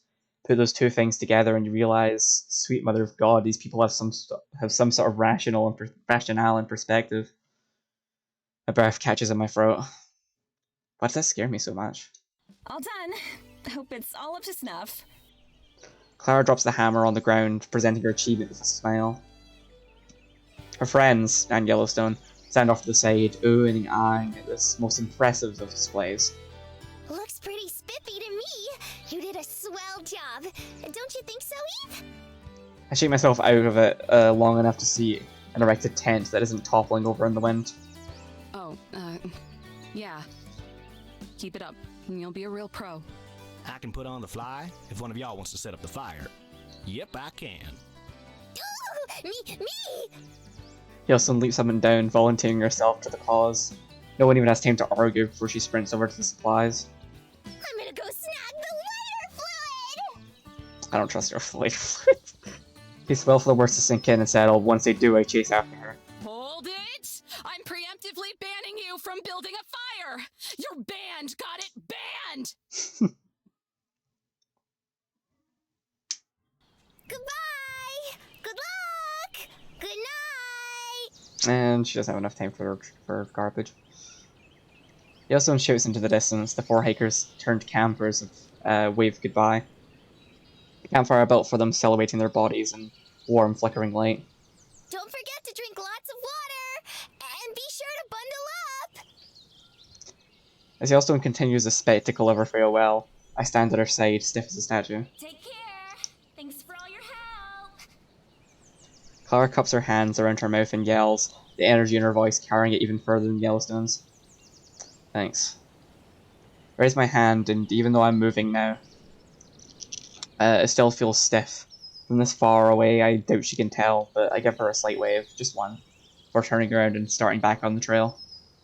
It takes a while, but eventually I hear Yellowstone's footsteps shuffling behind me. Soon we're in lockstep with each other, hiking in silence as the sky dims to a deep orange. We're almost out of daylight here in Wyoming. I wonder how much light is left in California. Though if I'm being honest myself, finishing up with the trash couldn't be further from my mind at this point. That sure was fun. She looks up, gazing at the trees. The branches almost look like shadows in this light stripped of their texture. You don't think so? I don't know what I think. Except that's a lie. I felt something when we were helping out those hikers, but it wasn't fun. No, it was fear. Fear that I still might be not as hardened as I wish I were. Fear that maybe, in some way, I may be wrong. Well, I had a swell time. The sober tenderness in Yellowstone's voice, like the volume on her has been turned down.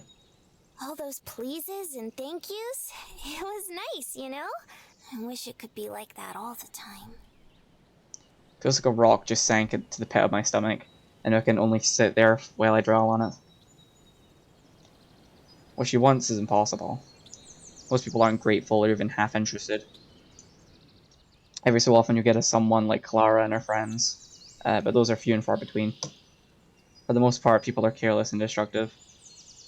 They are, right? Because if they aren't, then this entire time I've been...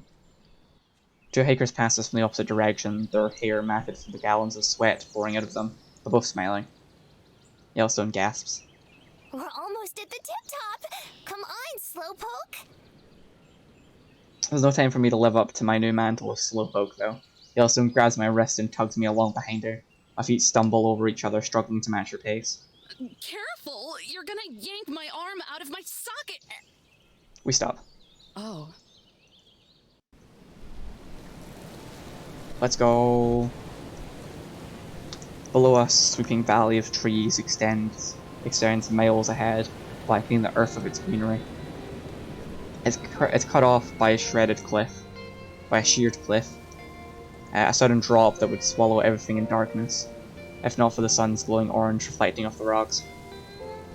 And beyond that, the park rolls off into the pink horizon, stretching on forever. All that anchors us here is the posted wooden sign. Mount Washburn. Elevation 10,243 feet. Ain't it a sight for sore eyes? Very sore. You too, huh? Glanced down at Yellowstone. She glances at me. She glances up at me. For a long time we stare at each other. The blue in Yellowstone's eyes almost looks grey, as if the color has been sucked from them. Like how the color has been out of me. She's always so excitable, always so loud, so bouncy. There's not an off button. There's not an off button on this girl, even if she was sleeping. Even when she's sleeping. In more ways than I can count, she's my polar opposite. So why does it feel like we're on the same wavelength right now? I rear myself away from and stare off into the distance, not looking at anything in particular. Maybe. Golly, you sure do have a lot of pride, Missy. Don't assume things so much. You'll turn out like Yosemite. Despite being deathly serious, Yellowstone chuckles. She slides off her hat, revealing her volcano. It's a reminder that whatever she or the other two girls are, they aren't human, not entirely. You sure it's okay to take that off? Yup. Folks usually don't come up here once it's dark. Taking a knee, she wiggles out of her backpack and zips it open. Like a magician pulling tissues from her sleeve to unfold a checkered picnic blanket and lays it out on the ground. Come on, take a load off. It's wild comfy. She pats the blanket. Dust comes flying off of it in small plumes. Doesn't bother me though. My aching feet need a rest, dust or no dust. I take Yellowstone up on her offer and plop down next to her. Even on top of the blanket, I can feel myself sinking into the soil. In a way, it's like falling into a soft bed after a long day. Refreshing. It's always so nice kicking back up here. That crisp mountain air really helps you get back to nature. Not that I don't agree, but Aren't you technically nature? giggling Yellowstone slaps me on the back when she's trying to burp a baby. Well meaning, I'm sure, but with how hard she's doing it, it feels like I'm going to somersault over the face of the mountain. That's different, you goofball. This here is my special place. Special place? Yeah, everyone's gotta have a special place. I bet you have one too. Think back to my old hikes up Lambert Dome, and how when I was at the park, when I was at the peak, sweaty and scarfing down as much thin air as I could, I would sit down on a rock and start to journal. The wind was sometimes so fierce it would rip the papers right out of the notebook. I was always able to make it work, at least back when I could. I'm a ranger. The entire park is my special place. Yellowstone blows out an unimpressed whistle, while that I swear echoes across the valley. Phew. Can't argue with that kind of gumption now, can I? Yellowstone's eyes widen. Golly, I almost forgot. I gotta do laundry. With bursts of second wind, she unzips another one of the many zippers in her backpack. Well, unless you take us home, there's not a whole lot you can... Doors have barely left my mouth when she dumps a trash bag full of dirty clothes onto her head. Never mind. Well, I guess more horrifying when she starts tossing in pods of detergent next. Yosemite is gonna bust a gasket if I don't get this done. Eve, quick! Say something super mean to me. It's okay. I can take it. She gives me a determined nod, but I don't think she quite understands that I tend to specialize in this kind of stuff. It's the reason those bozos back at the station call me a porcupine. But if she insists... No one in the entire world, now or ever, will ever love you. Yellowstone takes a moment to digest what I said. Her face goes downcast. Wow. What a bummer.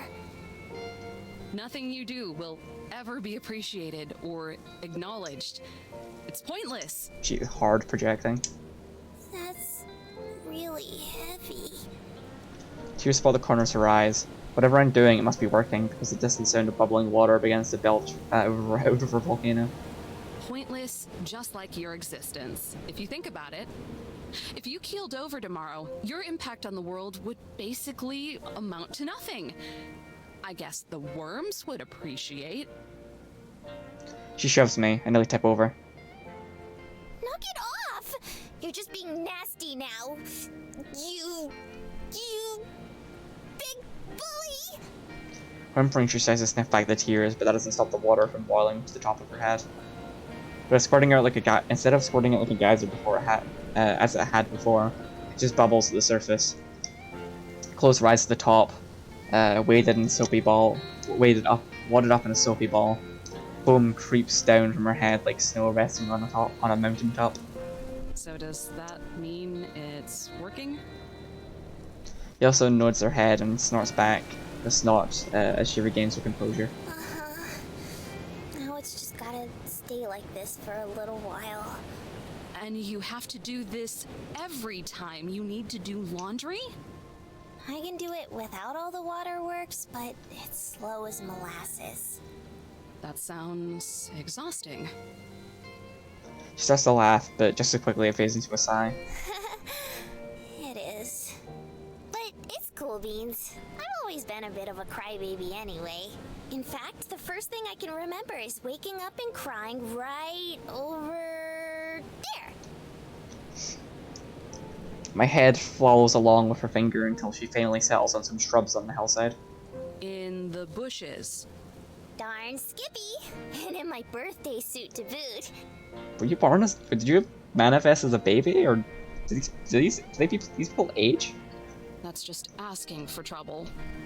I didn't have much of a choice. Once I woke up, I spent a long time on my own. A hazy gaze lingers in Yellowstone's eyes. Her mouth hangs open like she's about to say something. For a long time she doesn't, and all I can do is listen to the sound of her boiling head mixed with the wind. super long time. Like a month? I grab the blanket and nervously twist it, knowing full well my guess is on the conservative side.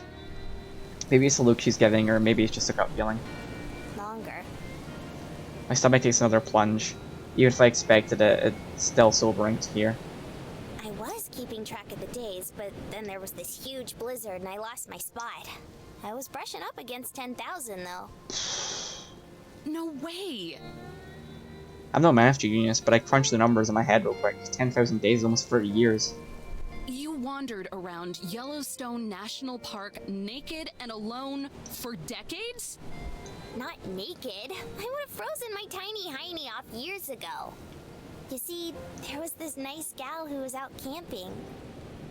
Yellowstone massages the sides of her head. Just beneath the base of her volcano, her eyes squint as she's she's faking a migraine. I can't remember if she saw me first or if I stumbled on her. It's been so long, I don't even know what she looks like. But I do remember that she lent me her clothes, and that it was the first time I wasn't alone. Baby. Yellowstone's voice sounds like a husk. Hearing it doesn't feel right, like I'm listening to something forbidden. Try to fight it with the only thing I know and really know anymore, cynicism. Being alone out in the woods for a couple years doesn't sound too bad. Don't have to deal with other people, at least. That's the thing. I didn't even know other people existed. Well, maybe I did, somewhere in the back of my noggin. But I sure hadn't seen them before. You're a lot like Yosemite. I am certainly not! Girl, chill the fuck out. It's true, though. You both gotta have your alone time. That's dandy and all, but for a gal like me, it was so... dope AF. God's sake. Oh, give me a hot second on. When did Chapter 2 come out?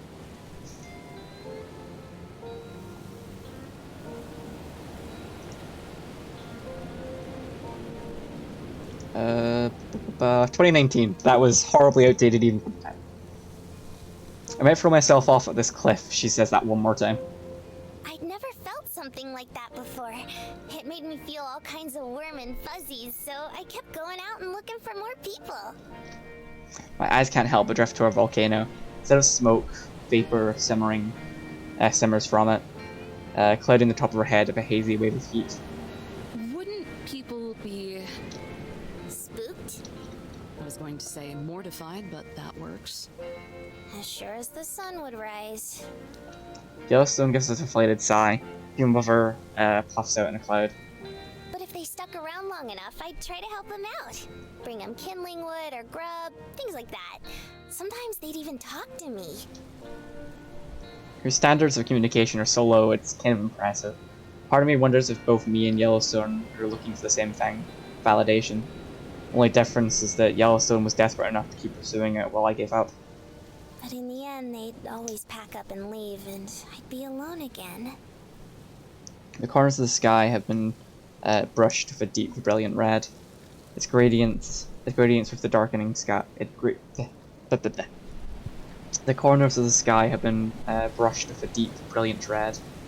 It gradients with the darkening blue. Two different colors on the opposite ends of the spectrum. Usually they would clash, but instead they blend and meld together, mixing into a faded lavender. It was like that. It was always like that. Then Zion and Yosemite found me. The question flies across my mind. How? Why would Yosemite and Zion even be in Yellowstone National Park? Something inside me tells me to save it for later. Whatever it is, it keeps me from spouting off my New Year's objections. The only thing that's keeping you is so they can stretch out that mystery for a couple more chapters. That's the big difference between me and Yosemite. I actually have manners when I want to. For the first time since I woke up on this rock, it felt like I had a place to belong. Like a family, you dig? I dig. Yellowstone clasps her hands, rocking side to side as she recalls her nostalgia for the good old days. Suddenly, I wasn't so lonesome anymore. Zion and Yosemite were both so chummy and nice to me. I wanted to do whatever I could to help out around the cabin. Well, good to know Yosemite wasn't always a slave driver. Yosemite didn't used to be a lot of things. Scion too, but in different ways. Steam rising from her head thickens a little. It becomes even darker. Her pleasant stroll down memory lane comes to a dead end, her voice falling back into that usual monotone sadness. But now things are just so different. I try my darndest, but Yosemite is such a grump and Zion can't help out like she used to. It's almost like I'm as lonesome as I was way back when. Yellowstone sniffs and the water on her head bubbles to the surface, spilling down a volcano and onto some of her hair. Is that dumb, Eve? Am I just stinking thinking? Something in my cold, weathered heart sizzles as she wipes a few twinkling tears on her sleeve. I hate to be a sap about it, but I think maybe I was onto something. Maybe me and Yellowstone might have a bit more in common than I would like to admit. I could never be as open about it as her, but when a brave face, not when a brave face is what's gotten me this far, but that need for validation, for respect, I get it. You're not alone, kid. I don't think it is. Yellowstone's head twists over to look at me, so fast I'm afraid she might get whiplash. She looks at me like, well, like I just sprouted a volcano from the top of my head. Wipe that look off your face before I take it back. She swipes her hand across her dumbfounded face.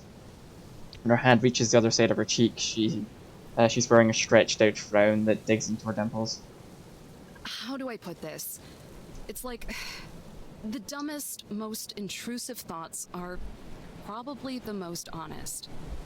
If it's in your head, then there's probably a reason for it, right? Yellowstone's strange frown has collapsed into gawking amazement. Do you get those dumb, implosive thoughts too, Eve? Constantly. Wouldn't have clocked a guy in the face and ended up stationed at the cabin if I didn't. Hot diggity. Hot flush spreads across my face as I play tug of war with the urge to divulge more information. On one hand, she basically kidnapped me and made it so that I'm all but guaranteed to get chewed out by Jesse. On the other hand, I feel like I owe it to her in a way. There's nothing worse than feeling like you're the only one who cares, who's trying. Actually, I had one of those implosive thoughts today. Ooh, don't keep hanging, spit it out! She leans in so close that her volcano is practically in my ear. With all the bubbling, it sounds like a cauldron and smells like a laundromat. So, those campers from earlier? They would have been up a creek without us. Maybe even literally. Them. Yeah. When we were helping them out, one of them said something to me about how her old man used to take her camping before he passed. Wowzers, that's kind of a shocker, seeing as they all looked scared of ya. Trust me, you're not the only one who's shocked. It gave me this weird feeling. Like those warm fuzzies I was talking about? Yellowstone wraps herself in her arms like she's curling up in a blanket. Not the opposite. Like, I wanted to puke. Yikes. You really do hate people, huh? That's what I thought. I deal with so many clowns and chuckleheads every day, I could build a circus. But this group wasn't that. They were just good kids. Looking back, a lot of visitors are. At the very least, they can shut up and follow directions. They're like cattle. Round them up and ship them off so I don't have to deal with them. So when one comes along to remind me that she's a real person, it's... A sucker punch? something like that. I let out a sigh right as the wind howls past us and rustles through the trees. I've been doing this way too long. It's rotted me to my core. But a core is better than nothing, and nothing at all. And nothing is all I would have been left with if I turned to the mush. Being vulnerable and open, for years I did, but all it left me with was who I am now. Yellowstone leaps to her feet, hot water splashes everywhere. Bogus talk. Sounds to me like you had a bonding moment and you're too chicken to admit it. The fighter in me swings up without a second thought. I am not afraid of admitting anything. Even if I'm swinging way outside the truth. Oh yeah? Not even that you had fun helping those campers out? I freeze, stare, look away. Damn it, now she knows. Yellowstone crouches down, leaning ever closer as she tries to coax the answer out of me. Not even an itsy bitsy teeny weeny bit? Okay, fine. I swat her away like an annoying fly. It was sorta nice to help out people who were genuinely enthusiastic. And don't forget grateful! Yeah, that's another one to put on the list. Don't you just wish it could always be like this? I chuckle a little, brushing myself off as I climb to my feet. Sure. Wish Pup would crap gold too, but I think I'll be waiting a while for both of those miracles. Why can't we just make it happen ourselves? What? What do you mean? When she turns to look at me as a smoldering fire of excitement in her eyes, tendrils of smoke rise from the volcano in ears. The miracles? Take a step backwards, feeling a certain surge of heat emanating off of Yellowstone. My foot slides off a pebble and I grasp the handrail to keep it from falling. I nervously laugh. That's a nice thought, but it's about time we head home, don't you think? Why? Who says we have to go home? What are you talking about? Of course we have to go back. Do we though? Do we really? A soft orange yellow starts to light up in her head, like a shy sunset. Okay, whatever you're doing definitely isn't funny. Just take us home now. We've been here long enough. I wouldn't have minded staying a few minutes longer just to let her enjoy it, but it's the way she's acting now, I don't like it. It gives me a bad feeling, the kind I feel before getting a serious call from dispatch, something instinctive. Yellowstone shakes her head, causing the smoke to weave a lazy spiral in the air. Just think about it, Eve.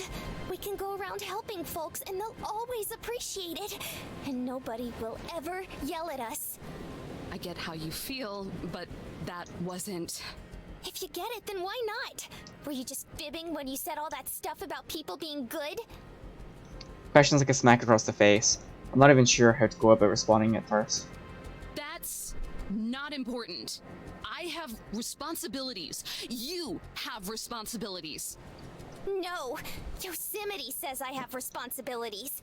I only ever wanted to help, but not if nobody cares. You brat. Eve, you did fucking not. I can feel all the goodwill that Yellowstone had built up over the day crumbling away. This little crisis you're having? I've been dealing with it every day for the last 5 years, so don't you even try to lord it over me. Your stunt has already cost me the entire day. My supervisor is never gonna let me hear the end of it. For each sentence, I take a step forward, regaining the distance I lost earlier. Yellowstone just shakes her head like a pendulum 5-year-old, tuning out, or ignoring what I say. She's going to be asking what caused me to abandon my duties. And the truck, which is government property, I might add, and I'm not gonna have anything good to tell her. So the least you can do, literally the absolute least, is take me back like you promised and suck it up like I do. Finally, we're a little over an arm's length away from each other. You don't get it. Her voice is a hoarse whisper. Smoke swirls from her head, wrapping around us. Say that again. I reach for her, ready to drag her ass back to Yosemite National Park myself. No one gets it! A wave of violent heat ripples out of Yellowstone, hot enough that it drives me back again. I press my hand against my forehead to shield myself. Ah! What the hell? The air shimmers in front of her as Yellowstone clenches her fist. Black dust mars the ground beneath her, where she just obliterated some poor weeds. Pieces of charred laundry rain down on us. For a brief moment I can see something like regret in her face, but then she switches back to looking upset. I don't even know why. I haven't even had time to ask. She went from 0 to 220, 212 in just a couple seconds. My mouth goes dry. I thought maybe, just maybe, you would understand. But I was wrong. You're just like Yosemite! Well, I'm sick of it! She takes a step backward and the entire ground shakes. Startled birds take to the skies, abandoning the trees in droves. I lose my balance, falling to one knee. The ground rumbles yet again. Yosemite unleashes a frustrated, blood-curdling scream.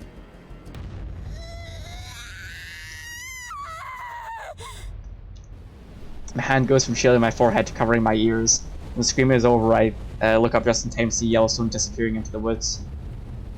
Hey! Where do you think you're going? Doesn't do any good, though. All that remains of her presence is the ashy ground where she stood, and the remains of the laundry. I think one of Yosemite's socks landed on the picnic blanket. I stumble to my feet and give chase. It's difficult to follow her, but I keep losing my because I keep losing my footing, but I do my best. Other campers and hikers fly past in varying degrees of panic, but I don't hear what they say. You little brat!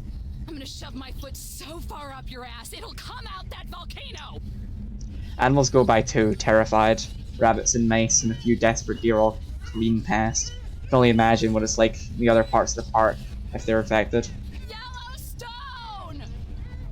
This sounds like an idiot to anyone who hears me just screaming the name of the park. I don't care, I need to find Yellowstone, the girl, and get out of here. It's around I have to recognize the futility of what I'm doing. I have no idea what direction she's gone in, and it's already getting dark. It's already dark and getting darker. I don't even have a flashlight. With a sick sense of irony, I realize I'm doing exactly what I yell at unprepared hikers for doing, wandering off the path without a plan. I keep running, my hat flies off my head. I reach to grab it, but the ground rumbles again. Whatever. I grow and I leave it be and keep calling for Yellowstone. For a second, I think I see the glow of our volcano. When I get closer, I realize it's just the ashes, recently abandoned campfire. Whoever made it probably left when the earthquake began. I can quickly smother it in dirt since I'm unable to smother my ranger instincts. More and more distressed birds abandon the trees, while agitated mice and the like continue to whisk by underfoot. My heart pounds both from exertion and from fear. The attitude doesn't make it any easier to breathe. What if I can't find her? What if she doesn't want to be found? Up ahead, I pass by some trees and then realize that I'm at the edge of the mountain once again. So it isn't a touristy spot, there's no guardrails at the section. Just open space beyond, the yanking, inky blackness below, waiting below. Not a single trace of Yellowstone. Just as I think that, the shaking rumbling begins to start up again. Once more I find myself wobbling and starting to fall over. Except this time I'm not able to catch myself. My feet slide from underneath me and I slam into my side hard. The momentum carries me the rest of the way over the edge. Pebbles and dirt batter my face as I scramble to find a handhold. Bile and pure unadulterated panic sear my throat as my fingers find the slightest lip of rock to grab hold of. Crap! Not again! My voice bounces off the rocks below me, creating a rippling echo that rings out into the darkness. My hands sting and my arms ache from the effort of supporting me. It's only been a couple seconds. This is pathetic and the worst sort of irony. My life doesn't flash before my eyes, so maybe that's a good sign. Unless that happens right before I hit the ground. I shake my muscles as I try to pull myself up. It reminds me of my training back in Glycano. Feel the burn, Adams, feel the burn. A trickle of dust pours into my face as the rock ledge I'm holding on starts to crumble. I can feel the stones starting to slide past my fingers. Damn it, I won't be able to hold my weight. It's really going to happen like this, huh? Spend years of my life telling people to be careful around cliffs, only to end up falling off on myself. The universe sure does have a way of kicking me when I'm down. I shut my eyes. Maybe it's not so bad. At least this long joke will finally be over. The stones give way. I fall. A force presses against my back, my boots grinding against the cliffside as I slow to a floating stop. The sound of roaring wind is replaced with the flapping of two overworked wings. A small familiar voice speaks out from behind me. It's your baby! Miss Eve, you're really heavy. Zion? My eyes drift down to my feet. If someone looked at this sideways, it may seem like I'm walking up the cliff. Don't worry, Miss Eve. We've got you. Is she here too? I glance back at Zion, but immediately regret when I realize I can't see the bottom. What do you mean by she? I could have just left you to plummet to your death, you know. Let's go. Yosemite's harsh voice carries from above me. Look up to see her holding out her hand. Without thinking, I grab it. Zion, finally free of the burden that is me, slides down to my boots and holds them up. With one giant heave, Yosemite pulls me onto the cliff. Miss Eve, are you okay? Am I okay? I paw at the ground, half expecting it to erode and fall away, or realize that I'm dead and that Yosemite and Zion are being here just fantasies my brain's concocted to help me accept it. Did the fall make you forget how to talk? Yosemite slaps my hat over my head. It's crooked. I'm okay. Thank you. I awkwardly sit up, shame keeping me from looking into Yosemite's eyes, of all the people to be indebted to. How did you find me out here? The paintings work both ways. Also, I had Zion patrol the bottom of the cliff because I figured you were already dead. That's comforting. Zion tugs at my sleeve. Miss Eve, not to interrupt, but do you know where Yellowstone is? That's right. I touch my palm and it makes a loud smack. This whole almost dying thing almost made me forget about her. I was just looking for that brat, actually. The two of you weren't together? She ran off. We were just talking, and then all of a sudden she got really pissy. Reminded me of you, actually. I was going after her, and then all this happened. Yosemite and Zion's faces both go pale. Uh-oh. That might be a problem. How mad was she? I don't know. Why are you being attacked by your conscience now?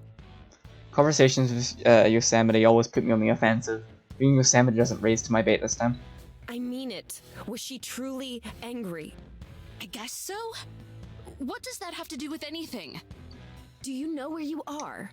Does Yellowstone National Park not mean anything to you? A couple of iconic elements of the park. The wildlife, the geysers, and the supervolcano. No. That can't be what's happening. Deductive reasoning, put the pieces together. She is Yellowstone National Park. She's at Yellowstone National Park. What do you think is going to happen when she erupts in Yellowstone National Park? That volcano has been dormant for centuries. It can't just go off on a whim. Thanks for the insight, little Miss Geologist, but that's not going to actually stop it from happening. And when it does... Yellowstone's gonna flip her lid! Finally, someone uses that phrase properly. There's no way. She can't cause an eruption or anything, right? Do I look like I'm messing with you right now? Does any of this? She gestures around at the empty forest, still rocked by occasional tremors. No. I hate it when I have to admit she's right. Do you know why she was upset? Seriously? Did you not see how she stormed out of the cabin in a huff this morning? She's still angry over that? This girl will be the death of me, I swear. It's funny that she says that, considering she's literally almost been the death of me twice. Well, I might have gotten a little snippy with her, but only because she started going on about how she wanted us to stay here forever. Not a bad idea, but I have work. Pinching the bridge of her nose, Yosemite lets out a long sigh. Thanks for making a bad problem worse. I didn't. I wasn't trying to. I stutter for my words, not sure if I should be apologizing or defending myself or what. Nothing I can say feels right. It's okay, Miss Eve. I know you didn't mean to doom Western civilization. As if on cue, the rumbling underground starts up once more. Zion goes airborne to avoid it, while Yosemite and I use trees for balance. We need to find her fast. You have no idea where she might be. None. She ran off a while ago. I don't know which direction she went. We'll have to hope we get lucky then. She hands me a flashlight. The two of them have their own as well. Switching on the beams, we look around for any trace of Yellowstone, moving as quickly as we can. I doubt she's gone very far. She's probably hiding somewhere close by. Even she has to be aware of what's going on. I don't think she's stupid enough to let it happen, but still. She's all alone. She must be really scared. Her fault for running off. That's generalizing the situation a bit. Flashlights have been, flashlights that we have are powerful, cover the darkness easily. Still, without any real idea of where we're to start looking, it feels like the task is futile. Seriously, if she wasn't so overdramatic about every little thing, we wouldn't have half as many issues as we do. Yosemite tilts the beam upwards as if Yellowstone might be hiding in the trees. Get a glimpse of just how annoyed Yosemite herself looks. I won't lie, there's a couple choice words or beatings I'd like to give Yellowstone when we find her, but it's not like she's entirely wrong to be upset. Yosemite isn't just a nag. She's actually being antagonistic towards her. Yellowstone! Come out, wherever you are! Zion flutters a bit off the ground, just enough to put the top of her head level with mine. I'm too exhausted to worry about how people seeing her right now. We all have bigger things to worry about. Yeah, come out! Don't you think you've done enough already? That's sure to make her want to meet up with us. Did I ask for your opinion? I can't imagine I would. Her teeth grit together until the bottom set slides out. This girl must have a grapefruit. This girl must have a grapefruit size set on her to blow me off like that. And this diva the one who's thrusting her opinion on me when I don't want them. Well, that's what you're gonna get. So shove it, you overgrown tree. Yosemite turns to glare at me, her face twisted in anger. Flashlight shines up on her chin, illuminating half her face and leaving the other half in shadow. Yosemite can flip the scare factor whenever she wants, just like the night we met. She's not half at it either. Unfortunately for her, I can be scarier. I've spent the better part of my day with Yellowstone. It might have been borderline kidnapping, but I think it's given me a good handle on why she's acting up. Let's go. Finally tell her to stop being such a bitch. Oh, the ranger has a theory. This is gonna be rich. It's more than a theory. And with all the moral dribble you try to cram into my head, I would have thought you'd be more aware of it. Aware of what? That Yellowstone is acting out because she's not getting any validation. Yosemite listed a single guffaw? Like some kind of rich Victorian woman. Oh, Eve.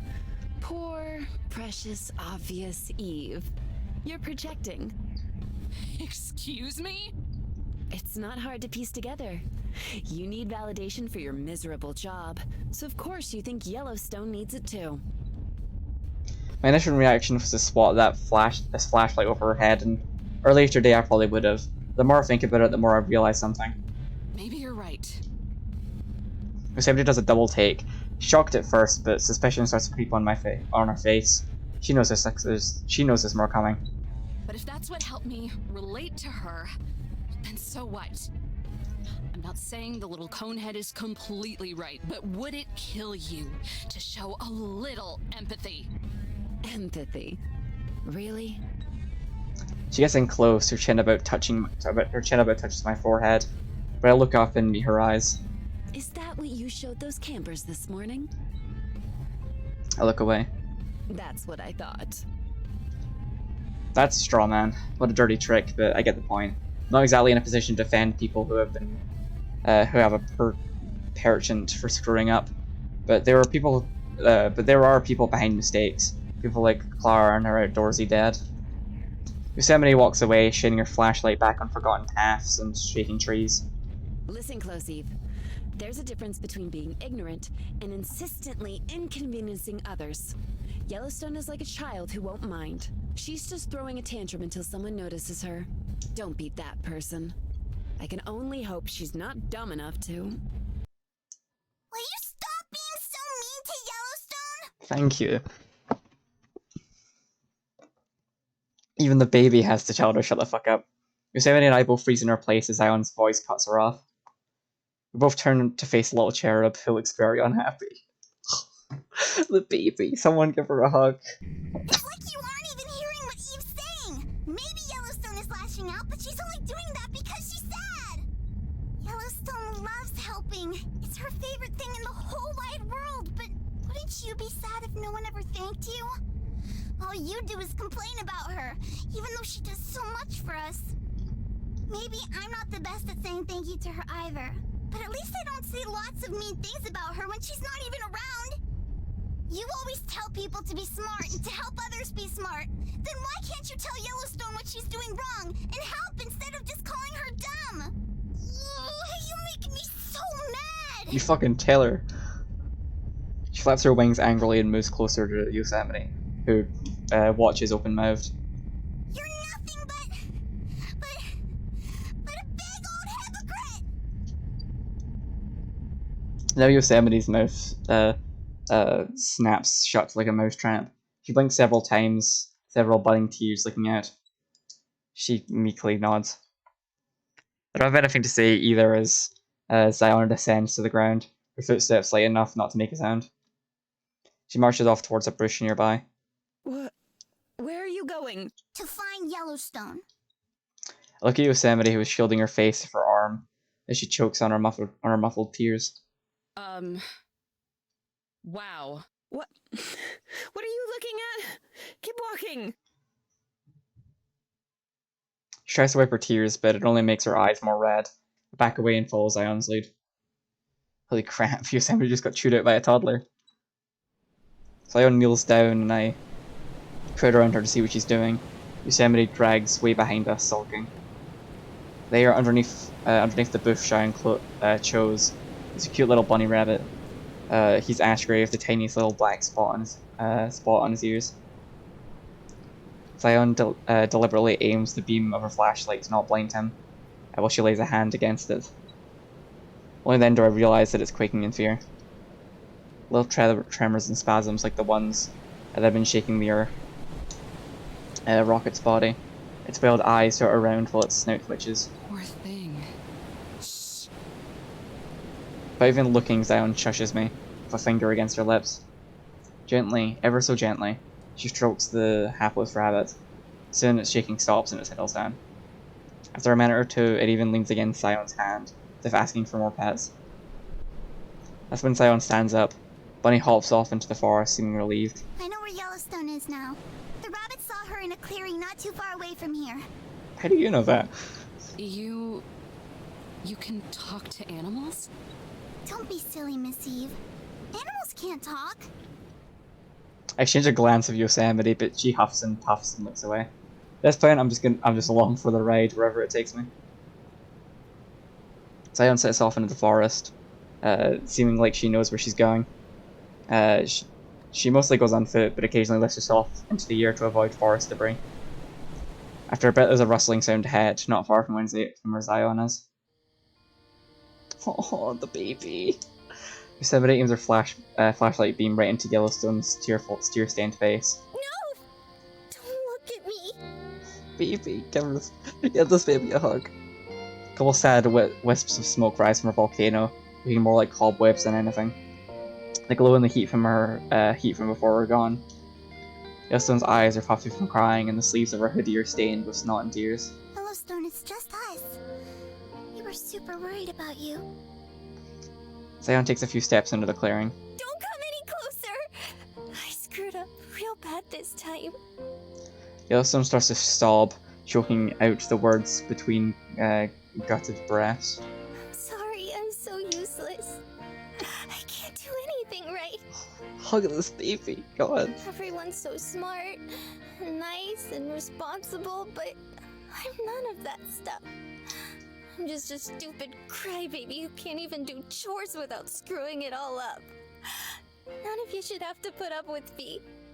And I know, right in the pit of my gut, that you all would be so much happier if I just wasn't around. Out of my heart, God's sake. I'm sorry you had to find me way back when. I'm sorry for being no good. Don't you dare say that about yourself! She hurries over to her friend, wrapping her arms around Yellowstone, who kneels down closer to the ground. They embrace each other, Yellowstone's sobs coming hard and fast. But I burned the laundry. The laundry. I almost forgotten all the panic, but they were in her head when she went and exploded. What mines was in the other load. Who cares about those old clothes? I was afraid that I wouldn't get to say thank you for all the nice things you do for us.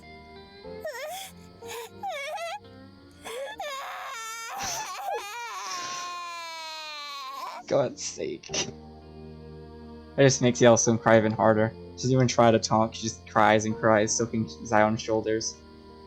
Not that Zion seems to mind. Yosemite and I maintain our distance. She's quieter, but I think she might be sobbing harder than Yellowstone. Her chest heaves up and down as she tries to stay quiet. I scoot in a little closer and pat Yosemite's shoulder. The shaking has completely stopped for now. The world is still and quiet. Look up the trees to the sky. To their branches, it looks like there's like a portal into the stars. Would you look at that? It's a clear night.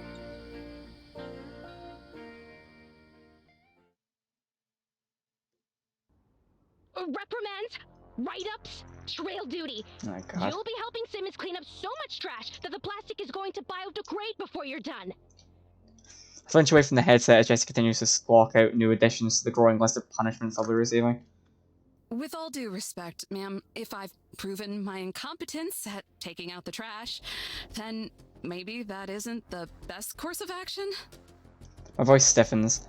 I sound like the verbalization of a 2x4, but if I appeal to Jesse's paramilitary side, I might be able to get out of this. She pauses, nothing but static coming out of her line. Maybe I'll actually be able to pull this off. Cute. Let's see if you can keep up that charm when dealing with the field trip group tomorrow. Any other holes you want to dig? Not really. Yikes. Jessie just doesn't just lay down the law, she is the law. Still, it's not like I can actually explain myself. What'd I say? Sorry I neglected my duties and left the government truck in the middle of nowhere, but Yellowstone the girl took me to Yellowstone the park. Might as well trade my badge for a straight jacket at that point. Groaning, Jessie fakes a cry that sounds just a little too real. Ugh. Why do you always make my job so much harder, Eve? Is it fun? I remember when I used to have fun. Oh boy, I really did it this time. Look, I'm really sorry, Jessie. Something came up, and I had to, I cough because there's no way I can say this with a straight face and it won't sound bad. hitch a ride back and take care of it. God, I said it even worse out loud. Take the truck then! I had to send Ernie to go get it. Now I'm down a man and there's 24 completely full trash cans in high occupancy areas. As if I didn't already have enough on my hands with all this Yellowstone business. Do you know how many locals called me about the earthquakes? Please tell me it was just one lone idiot. Try 42. Today. Someone give this poor woman a break. Whatever she makes isn't enough. It's like, hello? This isn't even the right park. And even if it were, I don't have any information that's not on the news. And I don't think my degree in criminal justice qualifies me to try and gather more. I'm at the end of my rope and it's starting to look more and more like a noose. For the past 12 hours, the news cycle has been ablaze with reports of volcanic activity centered in Yellowstone National Park. Several earthquakes, one of which was 7.2 on the Richter scale, have also been reported. All the scientist types have been up in arms. Young guys with messy hair on talk shows, huffing and puffing about how catastrophic this could be. Call it a hunch, but I think it's all going to die down in a few days. Well, it sounds like you have your work cut out for you. Give me a call if you need a hand. I'm not good for much, but maybe I can help you manage the chaos. Aww, Eve. In my head, I can clearly see her bring her hands to her chest in appreciation. I always knew you were good. You just need a push in the right direction. That's me, Eve the Good Ranger. Well, Eve the Good Ranger, don't think your newfound kindness means you're off the hook. It's worth a try. Her voice gets quieter, but she sounds closer than ever. If her lips were as if her lips were brushing against the mic. Not by a long shot. Static. Over and out. More static. Set us to the mic and headset. An ominous sense of dread washes over me as I drag myself over to my spot at the table. Trouble in Paradise? Yosemite peers over her book. I flop down on my chair and glance over at Yellowstone, who's busy working away at the sink. Nothing worth opening wounds over. Sunlight bursts through the window and flimsy curtains, doing little to inhibit it. It drapes itself like a lazy cat across the table, warming the pages in my hands. Pick up my pen and in my grasp over Teddy. I pick up my pen. It's in my grasp over. Yeah, how many papers are in this one? You think they patch them out by now? One page already half full of words. I pause, staring at the window as I try to think of what to write next. Yosemite alternates between sipping her tea and writing a few words at a time. She catches me staring once, but rather than challenge me or rather than a challenge or an insult, she just nods in acknowledgement. Holy shit, maybe they are. I'm rooting for enemies to lovers. I doubt it's gonna happen, but I'm rooting for it. She's already confirmed lesbian. I'm just saying, and an unspoken truce between us. Not far away, Pup and Zion sit beside each other on the floor. Pup wolfs down a bowl of the finest puppy chow, his long tongue salting every single speck of food. Zion balances her bowl of oatmeal on her knee, a generous portion of raisins decorating its surface. She tries unsuccessfully to feed one to Pup. That's not coyote food either, is it? Yellowstone glances over from the hot stove where she's cooking. Zion looks up at a raisin still stuck on her finger. Coyote food? Yup. Weren't you saying the other day that he shouldn't have any people food? Zion frowns for a second, then smells wide. Yeah, that's probably a good idea. Sorry, boy. I shouldn't have teased you with this. The raisin on her finger rejoins the rest of its kind. Pup, seemingly wholly indifferent, finishes her meal and is pushing the bowl around the floor as she tries to slurp up every last morsel. Yellowstone smells to herself as she stirs the eggs and flips the pancakes. I'm not sure that anyone else sees.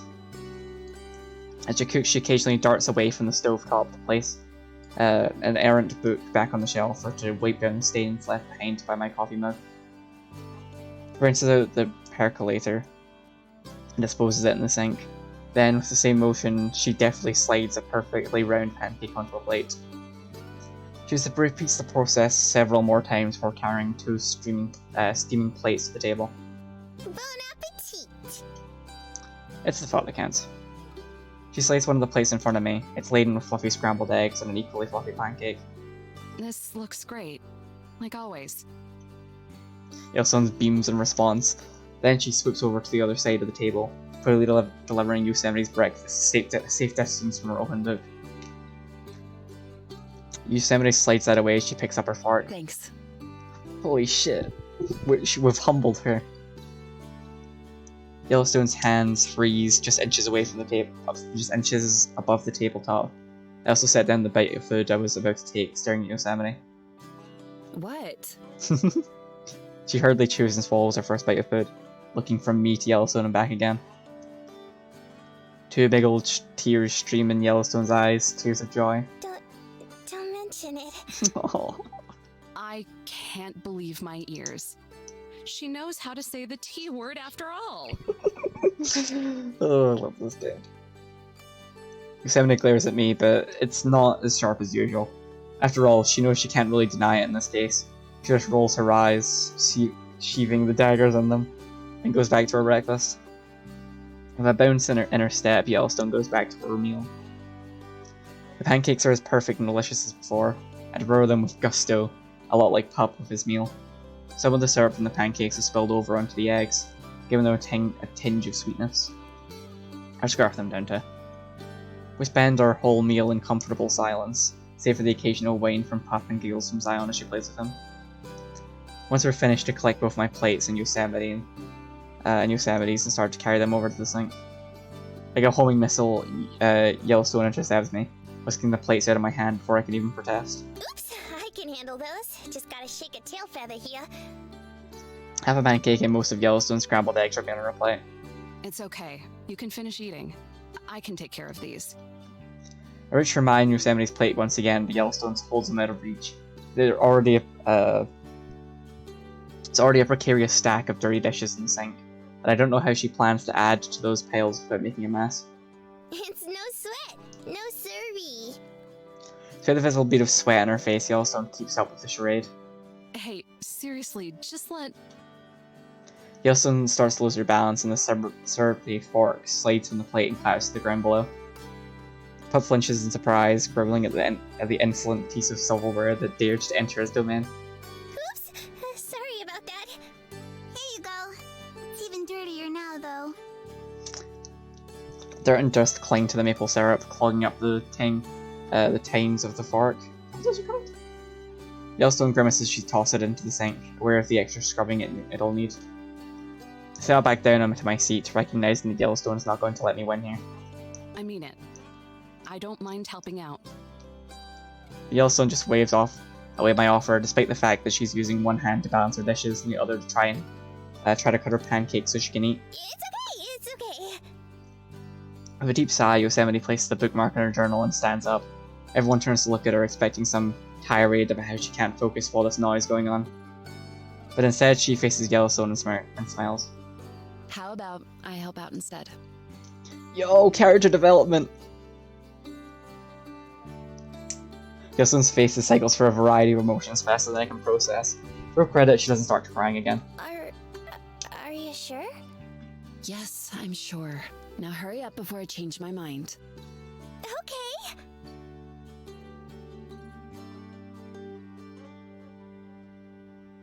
Educate yourself. Then I sit Teddy aside. Outside, a loud bang, a banging sound begins to disturb the quiet park air. The distinctive sound of a door being thrown open and then familiar voices can be heard. Told me you had taken care of it last night. I don't know where the stinking office is, and I don't know if they can help us. Well, go find someone. We can't go all day without water. I know. Just give me a second to think. Well, Eve's got to finish her character development too. The bickering couple from yesterday with their clunky tin can. Reaching my hat and put it on, adjusting my uniform just a little bit so my badge is visible. So my badge is visible. God's sake. Are you gonna go give them what for? No, not this time. I head for the front door, my hand on the knob. Not helping my case. God's sake. From the sink, Yosemite glances at me over her shoulder and throws me a nod. I'm gonna go help out. Let's go! That was actually pretty good. The starting was a bit boring, but the character development is worth it.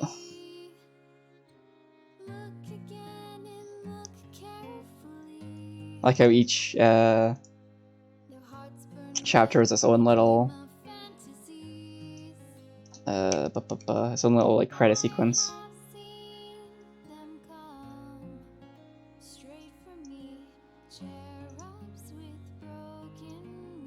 This is a really nice outro music, actual song actually. Credit song even.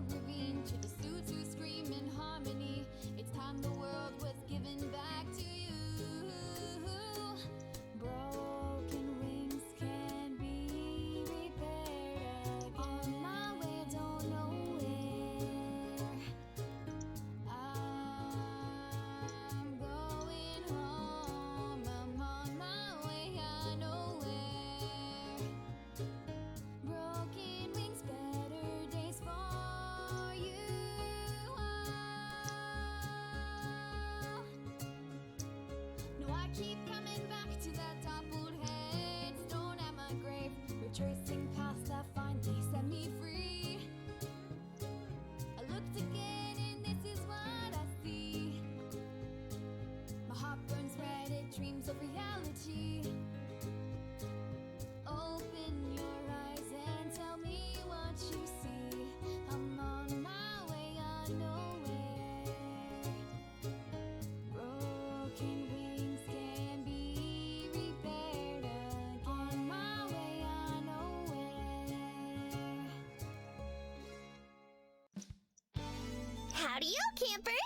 welcome back to another edition of mine and Zion's Fireside Chat. Fuck it, I'll read for this before I finish up. Hello. It's very nice to be here. There was a whole lot of ruckus about the Yellowstone supervolcano in today's episode. We're pretty sure most of you got the gist of it. But we're a tiny bit afraid it might have gone over some of your heads. God. I know it would have whizzed over mine if it weren't for the fact that it is my head. So that's what we're going to talk about today.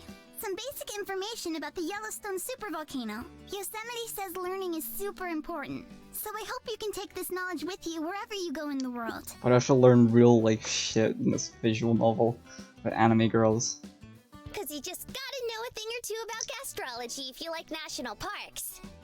I think you meant to say geology, Yellowstone? Geology! Great! Now just say that word over and over until you can't forget it. Geology, geology, geology. So while she's doing that, I should probably start off by explaining that the supervolcano is what we call a caldera. A caldera is a big hollow space that's made after a lot of magma is shot out during an eruption. If enough magma is shot out, the ground above it loses support and the whole thing goes tumbling into the magma chamber. That's geology for ya. Can't understand a lick of it. Well, I'm glad you remembered how to say it at least. Wowzers, give me some credit here. There's a whole lot of stuff I can remember. Really? I'd like to hear what you know. Okie dokie, artichoke. Hang tight, cause I'm about to drop some super hot volcano facts on ya. First off, the volcano has only ever had a gigantic eruption 3 times. And they all happened between 2.1 million years ago and 640,000 years ago. Does that mean when you almost flipped your lid, that was the first time it had been active in a super duper long time? Nuh-uh. Just cause it hasn't gone kaboom in a minute doesn't mean it's not active. What? Oh yeah, there's plenty of good old-fashioned volcano junk happening underground. In fact, the cause of... One sec, gotta look at my hand. Geothermal!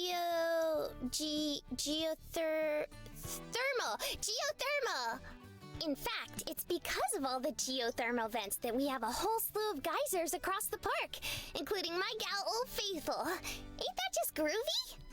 That is pretty dope AF. Fuck's sake. Thank you, Sam. But what if it goes kaboom for real? It's a little scary to think about. No need to freak. As long as I don't flip my lid again, it should be all good in the neighborhood. Oh, that's a relief. Thank goodness. But... Uh-oh. A lot of tiny earthquakes do happen in Yellowstone, somewhere in the ballpark of 2,500 every year.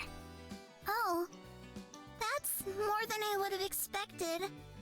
Relax, it's just nature doing its thing.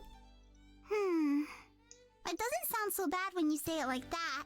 It's totally gonna blow one day, though. Please don't say something so terrifying so casually. Not today, cutie. Or tomorrow. Or even in the next couple centuries. But it will. One day. And when it does, a big old plume of ash is gonna pelt down on Wyoming and all the other surrounding states. Plant life and livestock will be suffocated by it and kick the bucket. Maybe even regular folks, too. Buildings and equipment are probably gonna get squashed by all the rock. Entire communities might be wiped off the map. Worst case scenario, the delays in agriculture and production could lead to a global economic freefall. Whee! Looks like we're all out of time. Catch you next time, campers. And remember to love our parks. Wiped off the map? Oh, poor baby.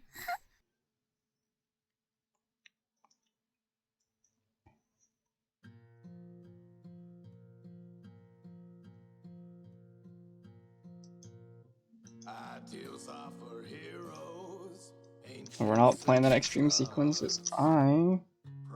But I'd love to. Once I would love to sit around streaming this for the rest of the night. I've got an interview to do in like hour and 20 minutes ish. That I need to do research for and prepare questions for. It's incredibly unprepared. We only planned it a couple hours ago when I already agreed to stream. But it's fine. I'm fine. We're good, we're Gucci. Thriving even. Yeah. So I'm gonna go do that. I also need to get something to eat. I'm fucking starving. But yeah, I don't know if I'm gonna stream this again next week, like on Sunday. There's only 2 more episodes out. The third one is gonna release some point this year. But I'm probably gonna do it under the Eclipse stream tomorrow. Not tomorrow. On Sunday. I don't want to play this plays for this game too quickly, and I haven't made progress in that in weeks. So that'll probably be Sunday. I may get back to this next week. I'm very quickly realizing I gotta ration this out because I don't want to. As much as I love it, I don't want to have to. I don't want to blaze through it all in 5 seconds. Well, see you Sunday. Bye. That's the wrong button. That's still the wrong button. What? Okay, hold on. This is the keypad.